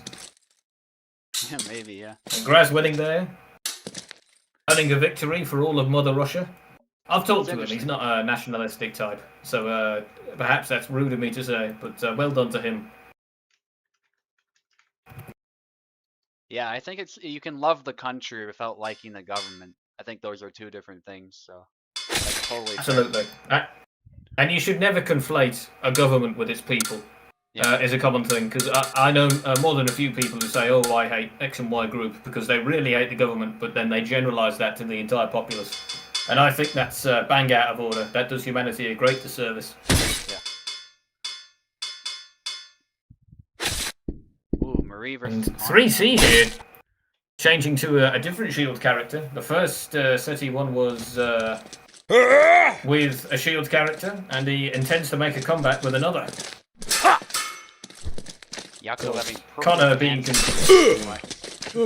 somebody said. Yes. Purple pants?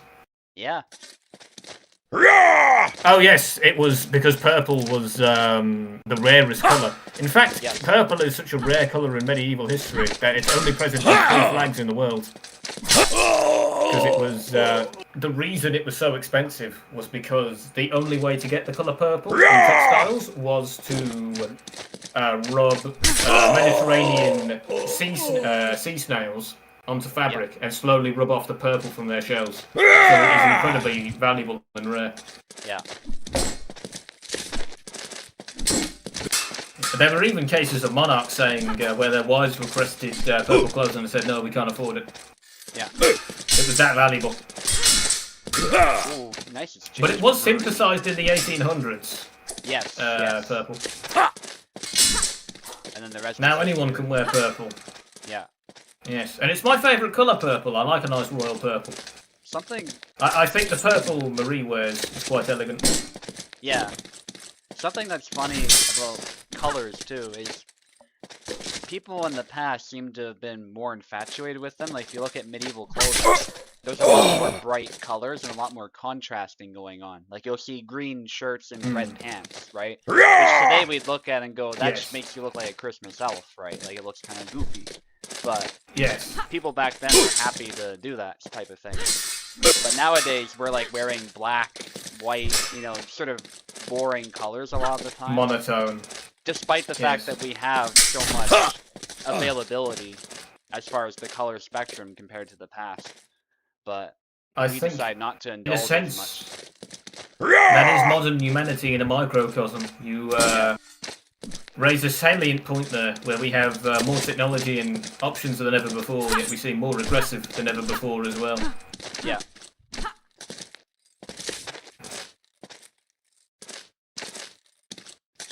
Ooh, going low. I guess color is no longer really a status in and of itself. Maybe that's part of it.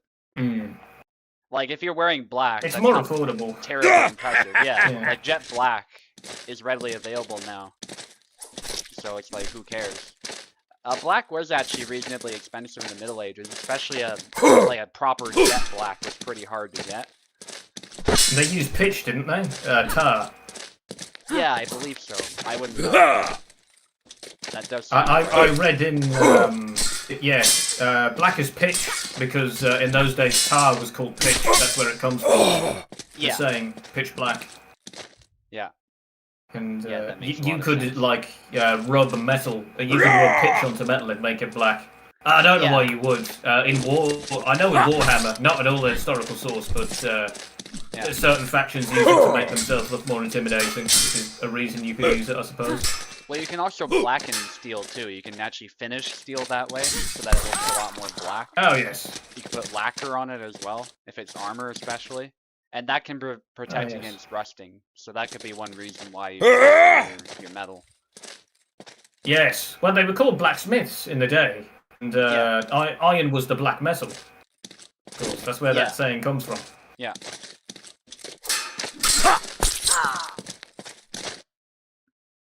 And also black looks cool too, that could also be although I do believe polish was like if you could get a proper steel polish, like a mirror polish on your metal, that was like the highest end as far as status a lot of the time. Practical for war though. If you were traveling a long way, only a lord would be able to have that. Was like a what's the word for someone that takes care of your fashion choices? Not a castellan. It could either be a squire or a page. Yeah. In the case of for knights, that's who took care of the armor. But I'm trying to think if you are a properly high-end lord. That I'm trying to think of a word for like someone whose job it is to look after your fashion choices. Is it just a servant in that Oh god. No, there's a specific job title for it, and for the life of me, I can't think of it.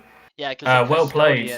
I think in the Middle Ages was like somebody who takes care of a castle, so that was a noble title, like a retainer. Yeah. Yeah, but no, I'm trying to think. Oh, for the life of me, concierge, is that it? Could be, yeah. That sounds. Maybe. No, that's not it. Oh, for the life of me, I'll think of this in the middle of the night while I'm trying to get to sleep, and I'll scream it out loud. I feel like I should know too. Yeah. Oh well. Oh, good heavens. I know where I got it from. In a Warhammer Army campaign, there's like in Total War you can get assistants, and there's like you put them in your camp and they like help you out and give you small bonuses. That servant is like an assistant you can get, and it makes your diplomacy better because it looks after your fashion choices. So if I go back, and watch hours of gameplay footage, I could probably find it eventually. But I can't be bothered to do that, so I'll just have to think it up. Okay. Oh, good heavens. We got the champion fight now, me against Abir. Well, best of luck. You can leave if you wish. No, I'll stay here. It's fine. Forewarning to Abir, though. I do not know if an EU host is available. We'll just work with what we have and go from there. You're on the right side.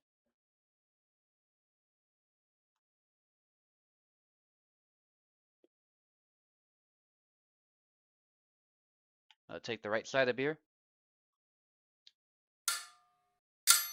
If it's bad, I'd like for Castar to host. Yeah, well, that is certainly an option. Yep. Take the right side, Abir. By the way, I wasn't paying attention at all. Who won the last duel? It wasn't 3C, was it? It was Graz. Razmez, yeah, and pretty decisively. Yeah. Too. So props. I thought it was Graz. I was not paying attention at the slightest. Yeah, props. Which is a bad thing to do as a commentator. Yeah. Yeah, for sure. Props to a bar badger. Through it. Yeah. Absolutely. Well, best of luck here to SUBUTAI, and we'll see. Abir is in the red and SUBUTAI is in the white. No, Abir, we gotta touch tips. Bobo, do you want to give the announcement? Alright. Something. This is the title bout. Play fair, play dirty, and break away. Alright, and let the duels begin. To the point, I like it. I think that's what they said. For the life of me, I didn't know the script, so I had to come up with that one off the top of the dome. But people like it when I waffle. Yeah. Yes, indeed. He's eager. Red, of course, being the colour of eagerness and the colour of his choice. He likes going red because it tricks people into thinking they're fighting Lashlog when they're not. Ooh, and SUBUTAI. Most harmoniously for him, it's the first flag, but Abir responds in quick fashion.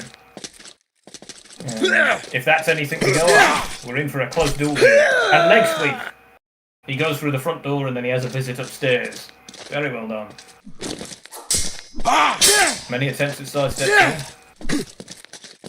Or retreating cut, exhausting his opponent. Hangs on to dear life, but his auto guard is not enough to stand up to a volume of attacks. Light lag spike here, resulting in a double.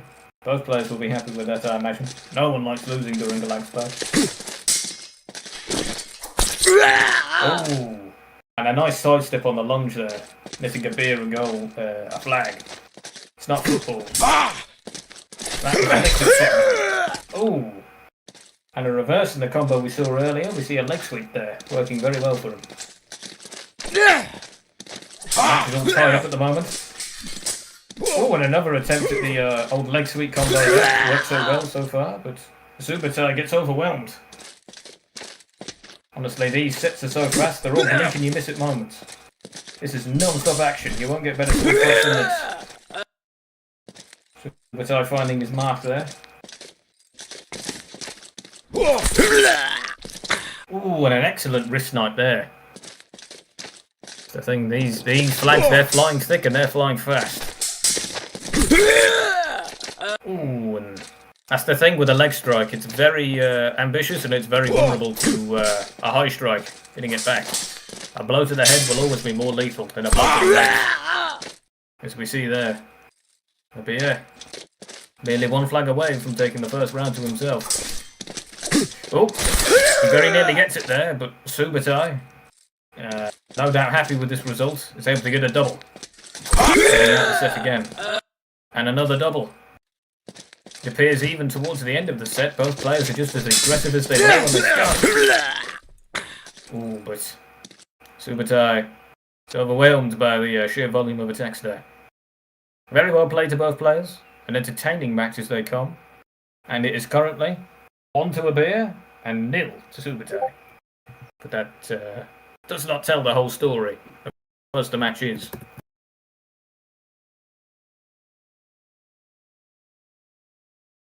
Abir currently claiming that the game is stuttering quite badly, but not every second. Considering that he won the last round, though, I imagine he's more than happy to continue. Yeah, let's take the ladder of beer. If that's the case, it's up to you. Don't feel you must, push through if it is bad. An interesting character to change from SUBUTAI here as he picks his favourite of Isabella. His main, I believe, and a good one at that. He is as strong as they come. We can see he's already rewarded for such a character change decision, as he quickly nets a flag of his own. Tempted to stab there, not finding it smart. But these low strikes are winding around Abir's guard and finding their mark quite accurately. Like shots from the high guard, but they're punished. As Isabella's greatest weakness is side steps of her own. Her wrists in the side of her face is often where she's most vulnerable.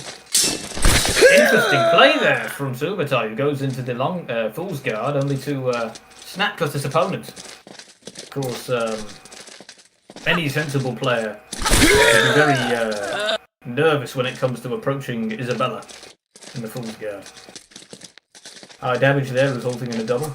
Of course, both SUBUTAI and not SUBUTAI, both Barbage and Isabella have the killing power to kill him but a single blow, but Isabella most is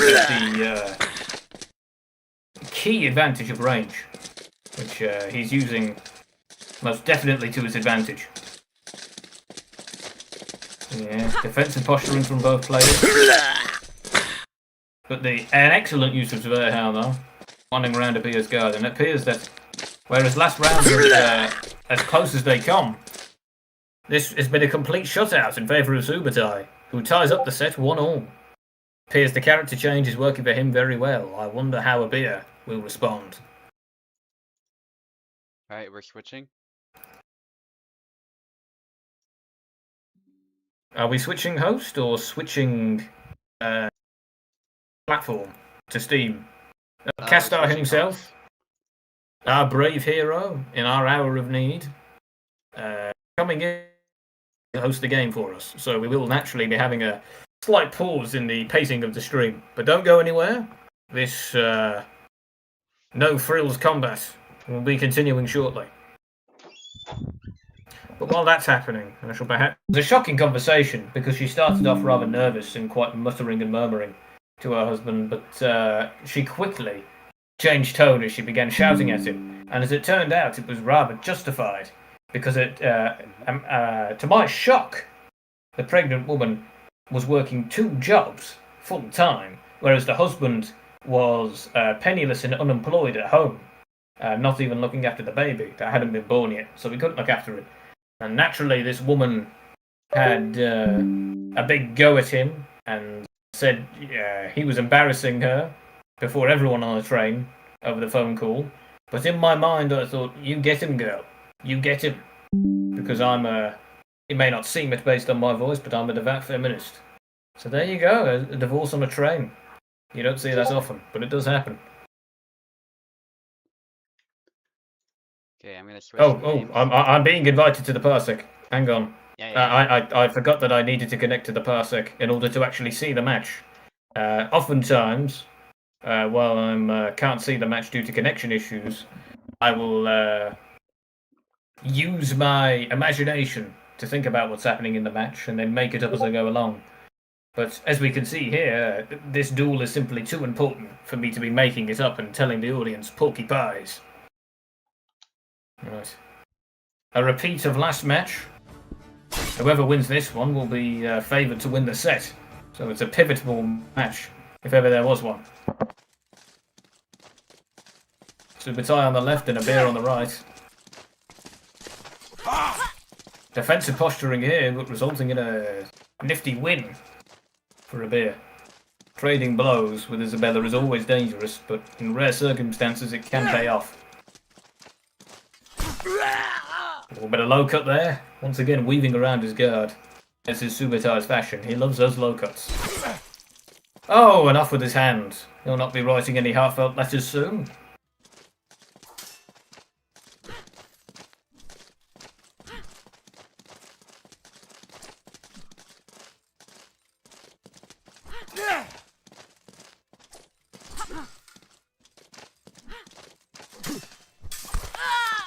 Ooh. Just about able to hold with an auto guard before winding around the guard of here there. With a nasty blow to the head. Once again. Without the lag, it appears this match is once again closer than ever. I imagine the last round was the only shutout stomp we'll see in this duel.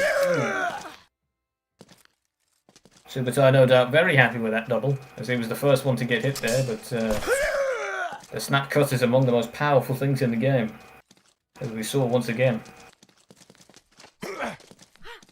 3-3 currently. It's as even as it can be. And double city. It appears neither opponent wants to give an inch, and both of them are more than happy to trade blows. Isabella's high damage, of course, balanced out by her low health, resulting in the numerous doubles that we see. Using the high guard chop out of measure there. Always a dangerous sign. It's often overused by many Marie players, but SUBUTAI of course knows what he's doing. I say as he dies there. You very rarely see mistakes from either player here. And another double. We'll see. Abir is getting a hit here, making a lead. Can SUBUTAI make a comeback? He's currently quite wisely using the high guard as a means to pressure his opponent. But currently all he's pressuring him into is doubles. That's the thing. Ooh, blimey. An attempt to sidestep there, but Abir getting punished. And yet another double. As neither player is willing to give ground. I've never seen so many doubles. And another! That was liquid sword fighting. Ooh, nasty blowout of measure there, sadly whiffing.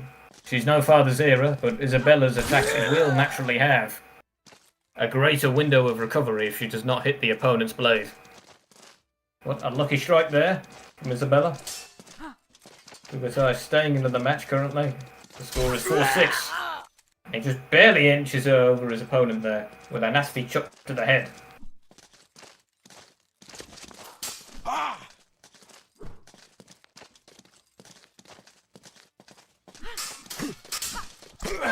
Ooh, and Abir using his famous repeater technique there to take the round.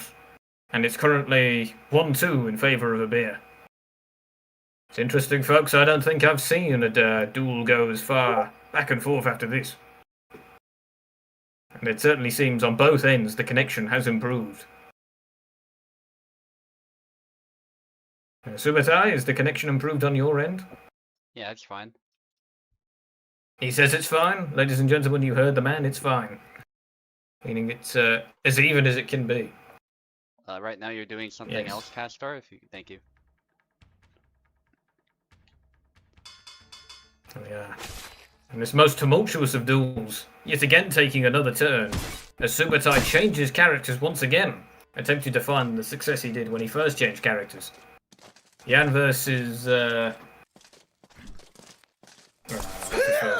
Barbaz is a matchup I'm not familiar with, as I don't play either character.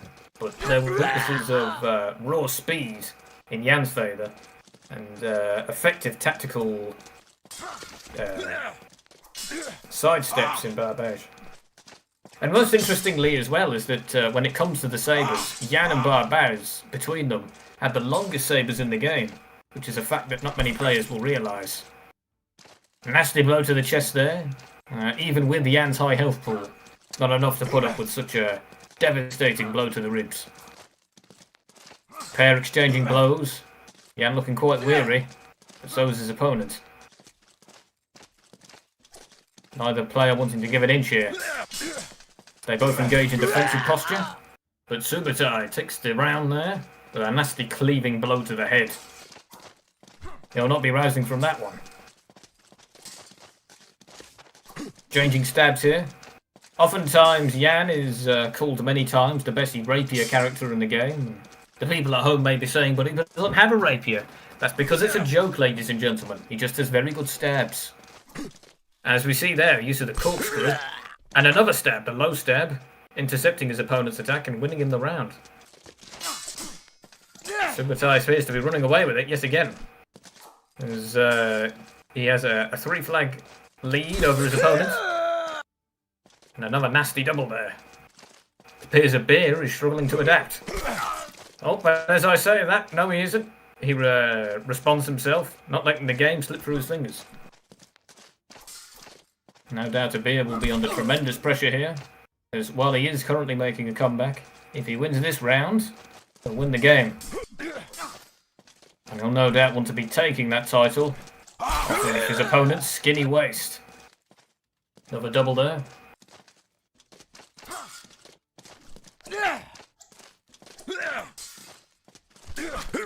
Oh, and a nasty snap cut to the head from SUBUTAI there.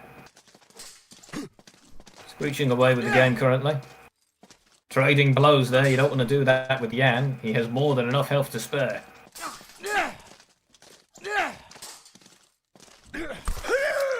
Oh, and once again, the whip to the head. That's all he needs. SUBUTAI currently is but 1 flag of evening up this set. But Tabir isn't going to take it lying down. He's going to trade with a double.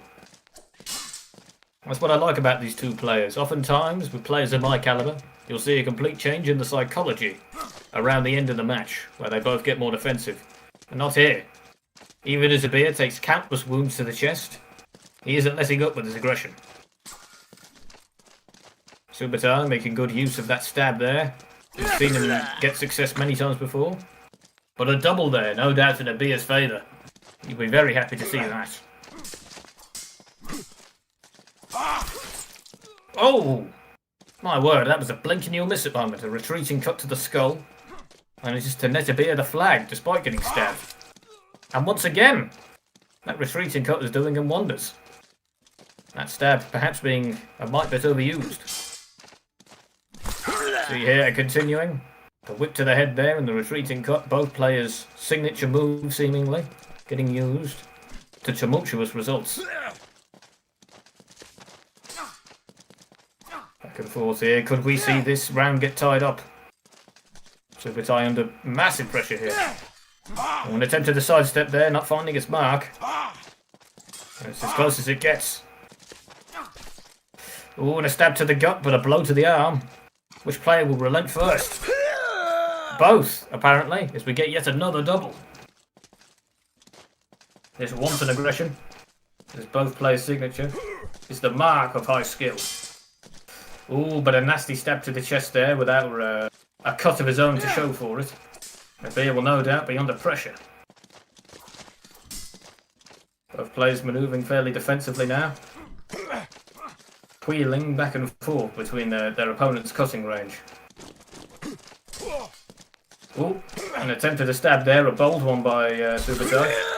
Ooh, and he just barely inches out of double. Exhausted there as he was almost certainly going to perish. May as well make the opponent suffer as well. Another blow to the stomach. And yet another double. I think, ladies and gentlemen, this might be setting a record for the number of doubles, at least I've seen, in a match. And it just goes to show how evenly matched these two fences are. Some of the best that the Hellish Quart game and community has to offer. Oh my word! And Abir finally getting a foothold in this match, tying it up completely. One has to wonder the pressure that will put on SUBUTAI, but yet again he goes for that gut stab. Trying to land the one that will win him the game, and he gets there! Just barely stringing the audience and this commentator along as he takes the round to even up the match 2-all. And ladies and gentlemen, buckle up your seats because you're in for a bumpy ride. Whoever wins this next match wins the tournament. It couldn't be closer. Very well played to both players there. Indeed. Tsugoshi in the YouTube chat commenting, what a game. I couldn't agree with you more. Very rare, incisive comment from the YouTube chat there. It's about as rare as a unicorn, perhaps. Yet again, the fences return to their typical posture. SUBUTAI not changing character this time. We'll see if it works out for him. Abir walks away with an early lead. We'll see if SUBUTAI can respond. He's exhausted here. But he manages to even the score with a double. Oh! And a confluence of blows there, netting in SUBUTAI's favour. Quite a touch of lag there, both players being cautious. Those stabs again, getting in Jan's favour. Oh, and he's exhausted, but only for a moment. But that doesn't matter to Abir. He's taking that flag whether you like it or not. And I imagine SUBUTAI doesn't like it, as he quickly loses another. Score currently 1-3. Final set of the match. 1-4. Seems Abir has gotten an early lead, but we've seen comebacks before, folks. And it appears SUBUTAI is eager to make one. Excellent wrist snipe from him. An attempt at the same there. Landing in a mark on both players. Ooh, and feint there. Being punished by an out-of-measure sidestep by Abir. A heavy-handed stab there, resulting in a double.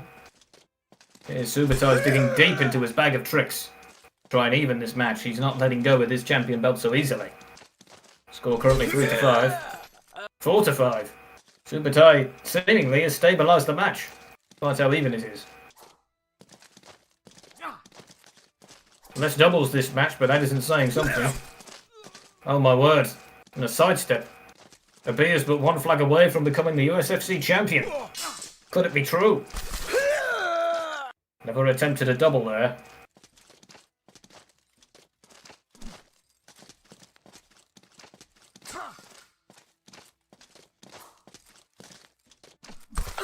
Oh my goodness. And he's done it. Ladies and gentlemen, put your hands together if you want to clap.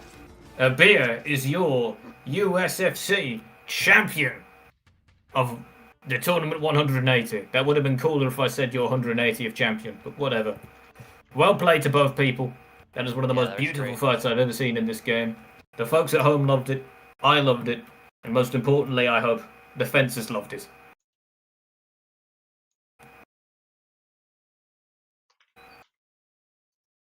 Indeed. Castar, the host of that match, most generously, describes it as absolute cinema, and I can't help but agree. No, I wasn't stuttering Abir. Very well done. Yes. Exactly. You're fighting me, Clamino. I thought you challenged me. I see. But that's the thing, I want to fight Clamino, because he's apparently a good kid. Yeah. Giddy, I don't know how good Clamino is, but I've seen him before. Maybe I could take him on after SUBUTAI. Another go at the ball crushing factory. I can't learn if I don't lose. Anyway, but putting that aside, a post-match interview. How do you feel about that, SUBUTAI? That was pretty intense in there. Yeah, Abir was a little bit faster than me, I think. And I think that's all it was. I think Abir was a little bit quicker on some of the punishes, and yeah, he won it fair and square. You can see it on the stream too. There really wasn't any stuttering on my end, so That was all him. Yes. Nicely done. I wonder if we can get a beer here for a post-fight interview. A beer, hop in the call, yob. He's not here. Well, Yeah, it's okay. I can pretend to be a beer and you could interview me. I could say how I feel. Because me and a beer, if you don't know, we have talked before and he's quite fond of the banter, that one. Yeah, so I need to hear from Camino for fighting, otherwise I'll end the stream. Alright, we're still fighting, cool. Oh, okay, Which so host? after a close duel, SUBUTAI once again has another duel, ladies and gentlemen. We have a special extra match for you here, right at the end, between Camino and SUBUTAI. Camino being, in my opinion, the best Gideon player in the server, and SUBUTAI being one of the best players in the server. Even though he just recently lost his title belt, he's still the champion of my heart.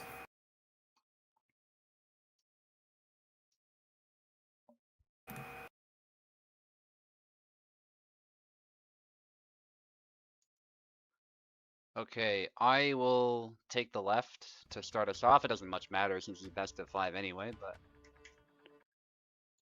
just keep things simple. No, good game still up here. That was a lot of fun. Yes, very well played, Twinya.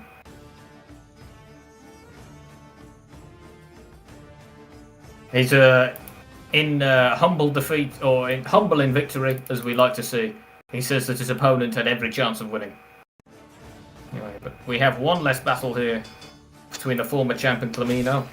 We'll have to see who takes this one. SUBUTAI on the left and Camino on the right.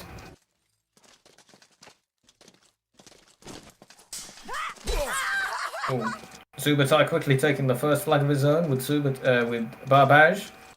And Camino making the interesting choice of going Marina, which is often not considered the best character, but her efficacy is, in my view, matchup dependent. She can be very effective. Of course, Barbage, being he is a sidestep king of Hellish Quart, has no problem dealing with the shield. At least compared to other characters. As we can see here.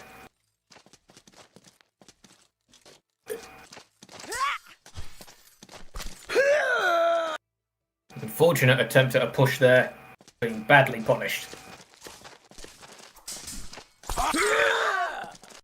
No shortage of sidesteps resulting in a double. Leg sweep there.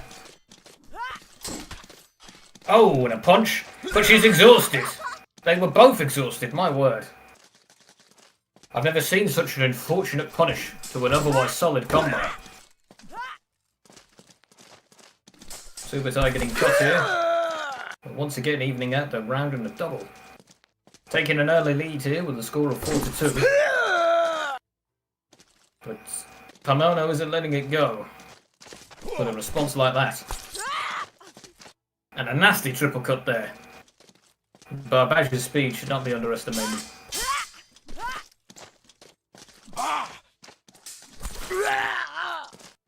Heavy blow to the head there will fell any man.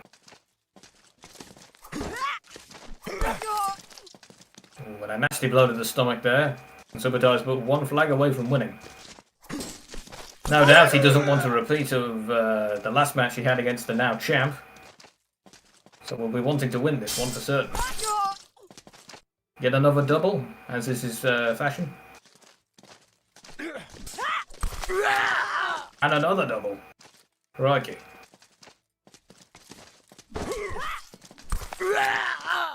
Oh, it's all tied up at the moment. 6-all.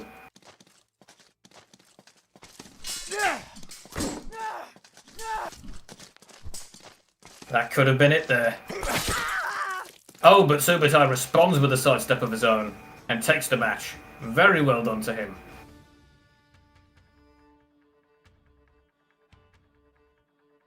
Yes, I'll be honest, and there was a bit of doubt in there for a moment, but SUBUTAI just barely able to get it.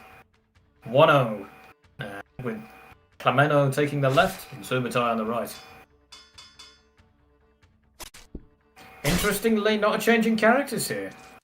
Camino was confident that they could take this match with the right play. Trying to dash in there for an early kill, but they get interrupted by a slab of metal known as a sword. Nasty double there. Well, that sidestep doing SUBUTAI wonders as a punish as he attempts to weed around the guard of his opponent. Good use of retreating cuts there. Clamona has to be careful.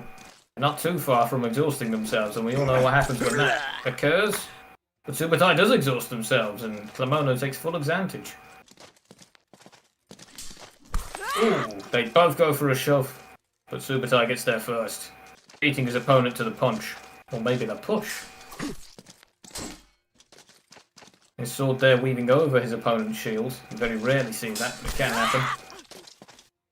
Oh, and they both exchange cuts, but of course one of Marina's weaknesses is her lack of damage. They're currently 2 for 4. 2 to 5. And SUBUTAI screams ahead with an early lead. Don't underestimate this man, ladies and gentlemen. He's one of the best there is. Although for Clamona to challenge him, he must be bold indeed and must certainly believe in his own abilities. I fought SUBUTAI before, and well, quite frankly, he took my lunch money. To be quite honest with you. Clamona here, his Marina getting quite exhausted. The slow movement. SUBUTAI pushing, but not willing to capitalise on his successes. Is he toying with his opponent? Well, whatever it is, certainly dangerous, as it results in a double.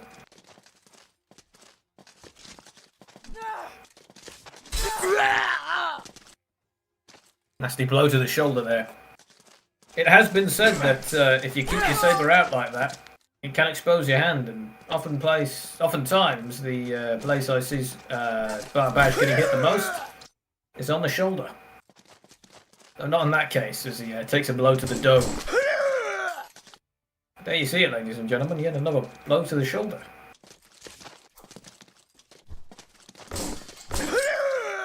Some bold cuts coming out here from Clamona, who's swinging for the fences, and clearly it's working. The set's all tied up, 6-all. And Clamona takes the round. The left side advantage perhaps tipping it in his favour. It couldn't be more equal, ladies and gentlemen. But SUBUTAI, of course, has made greater comebacks before, so we shall have to see. Does this warrant a change in characters, or will they continue down this path? Both players are obstinate in their character choices. And given how close the matches are, I can't say I blame them. SUBUTAI here getting a foothold with his first win.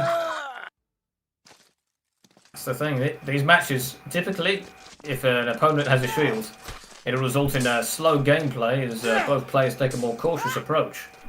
But right here, these flags are going as fast as they can.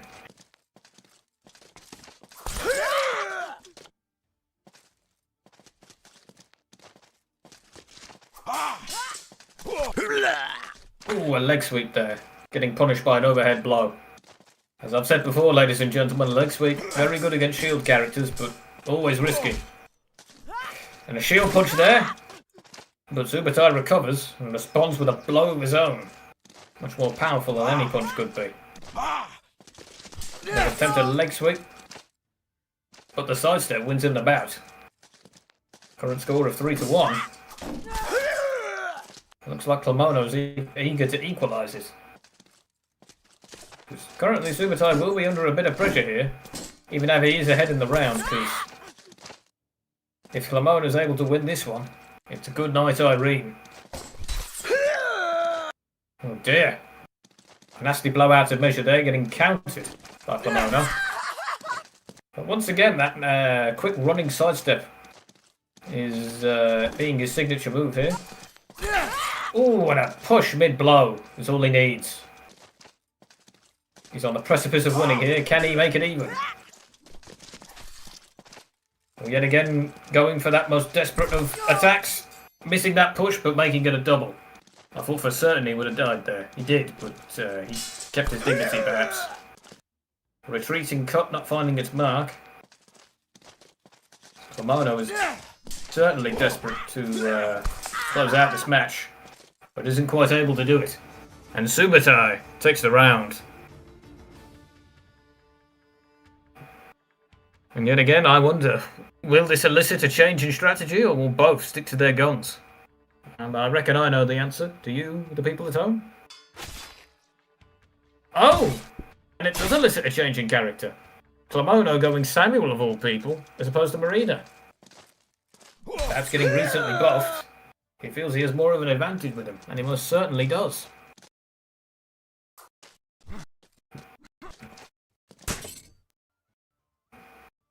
Oh, a nasty pause there. It appears that players are perhaps finding lag, yeah.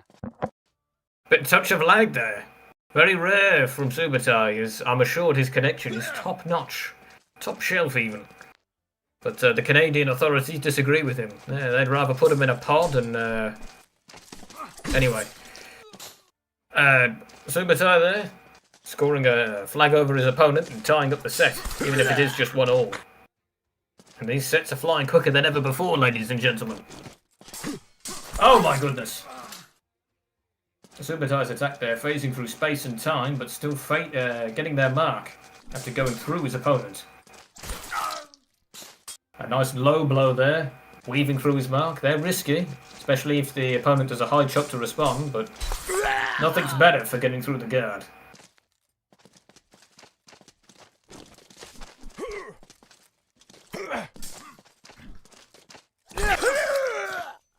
Such boldness to simply approach and do a low blow like that nets him a double. But it just goes to show the confidence both players have in their abilities. So we can see here the score is fairly even, 3-all. Even Stevens, despite the fact that it's an odd number. And a feint, using the magic fairy dust to weave under his opponent's guard. Very well done by Clement. It just goes to show you never see that before the Samuel buffs. That attack was a practical joke that Samuel wasn't in on. Let's see. They're keeping it as even as they can here. It seems to be a coin flip on the direction that this match will go, and ultimately the game. Well, both players are backing off here. A touch of lag, perhaps. Well, they both flash their long guards in the sportsmanlike fashion that they are used to. And it leads to Kimono taking the match. That sidestep from Barabaj is a good one, but it clearly isn't enough to get it done all the time. Ooh! Oh dear, and another sidestep there going the opposite way, finding its mark but not quite killing. Nasty feint there, almost taking the match before it was over. SUBUTAI finds his mark on his opponent's skull. Current score is 6-5. Could change at any moment. It's 6-all, ladies and gentlemen, and I'll be staying quiet, because whoever wins this round wins the match.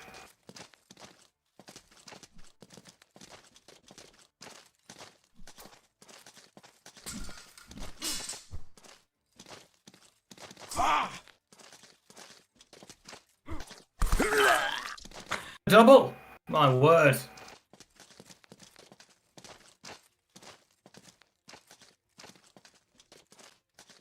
I can't help myself but to speak, so I'll fill the dead space.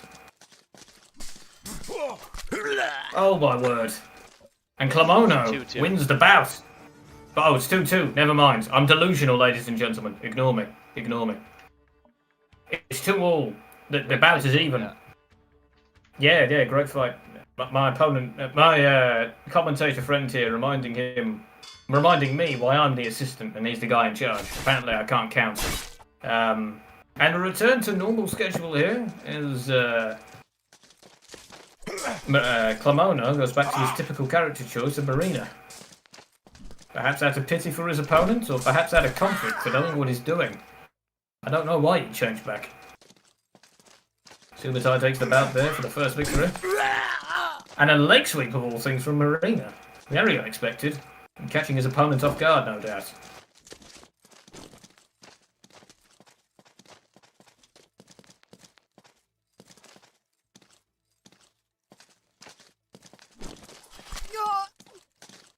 Very well done.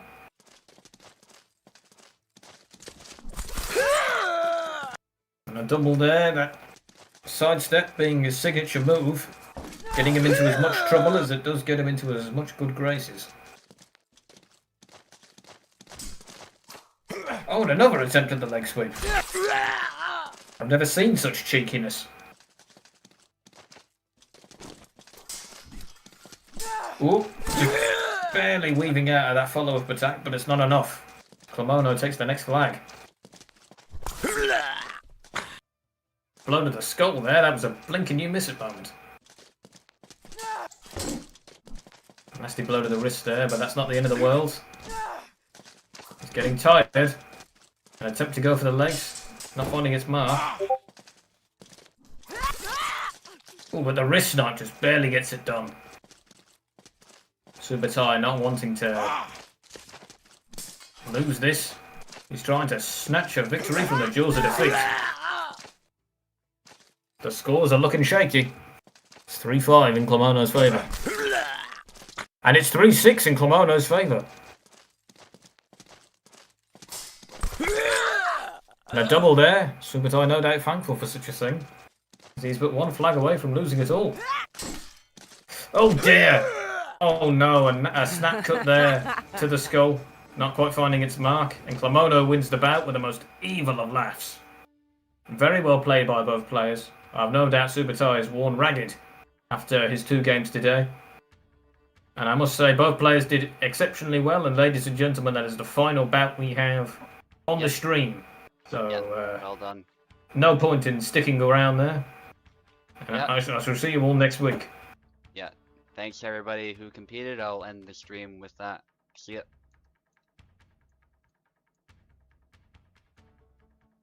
Anyway, is it over?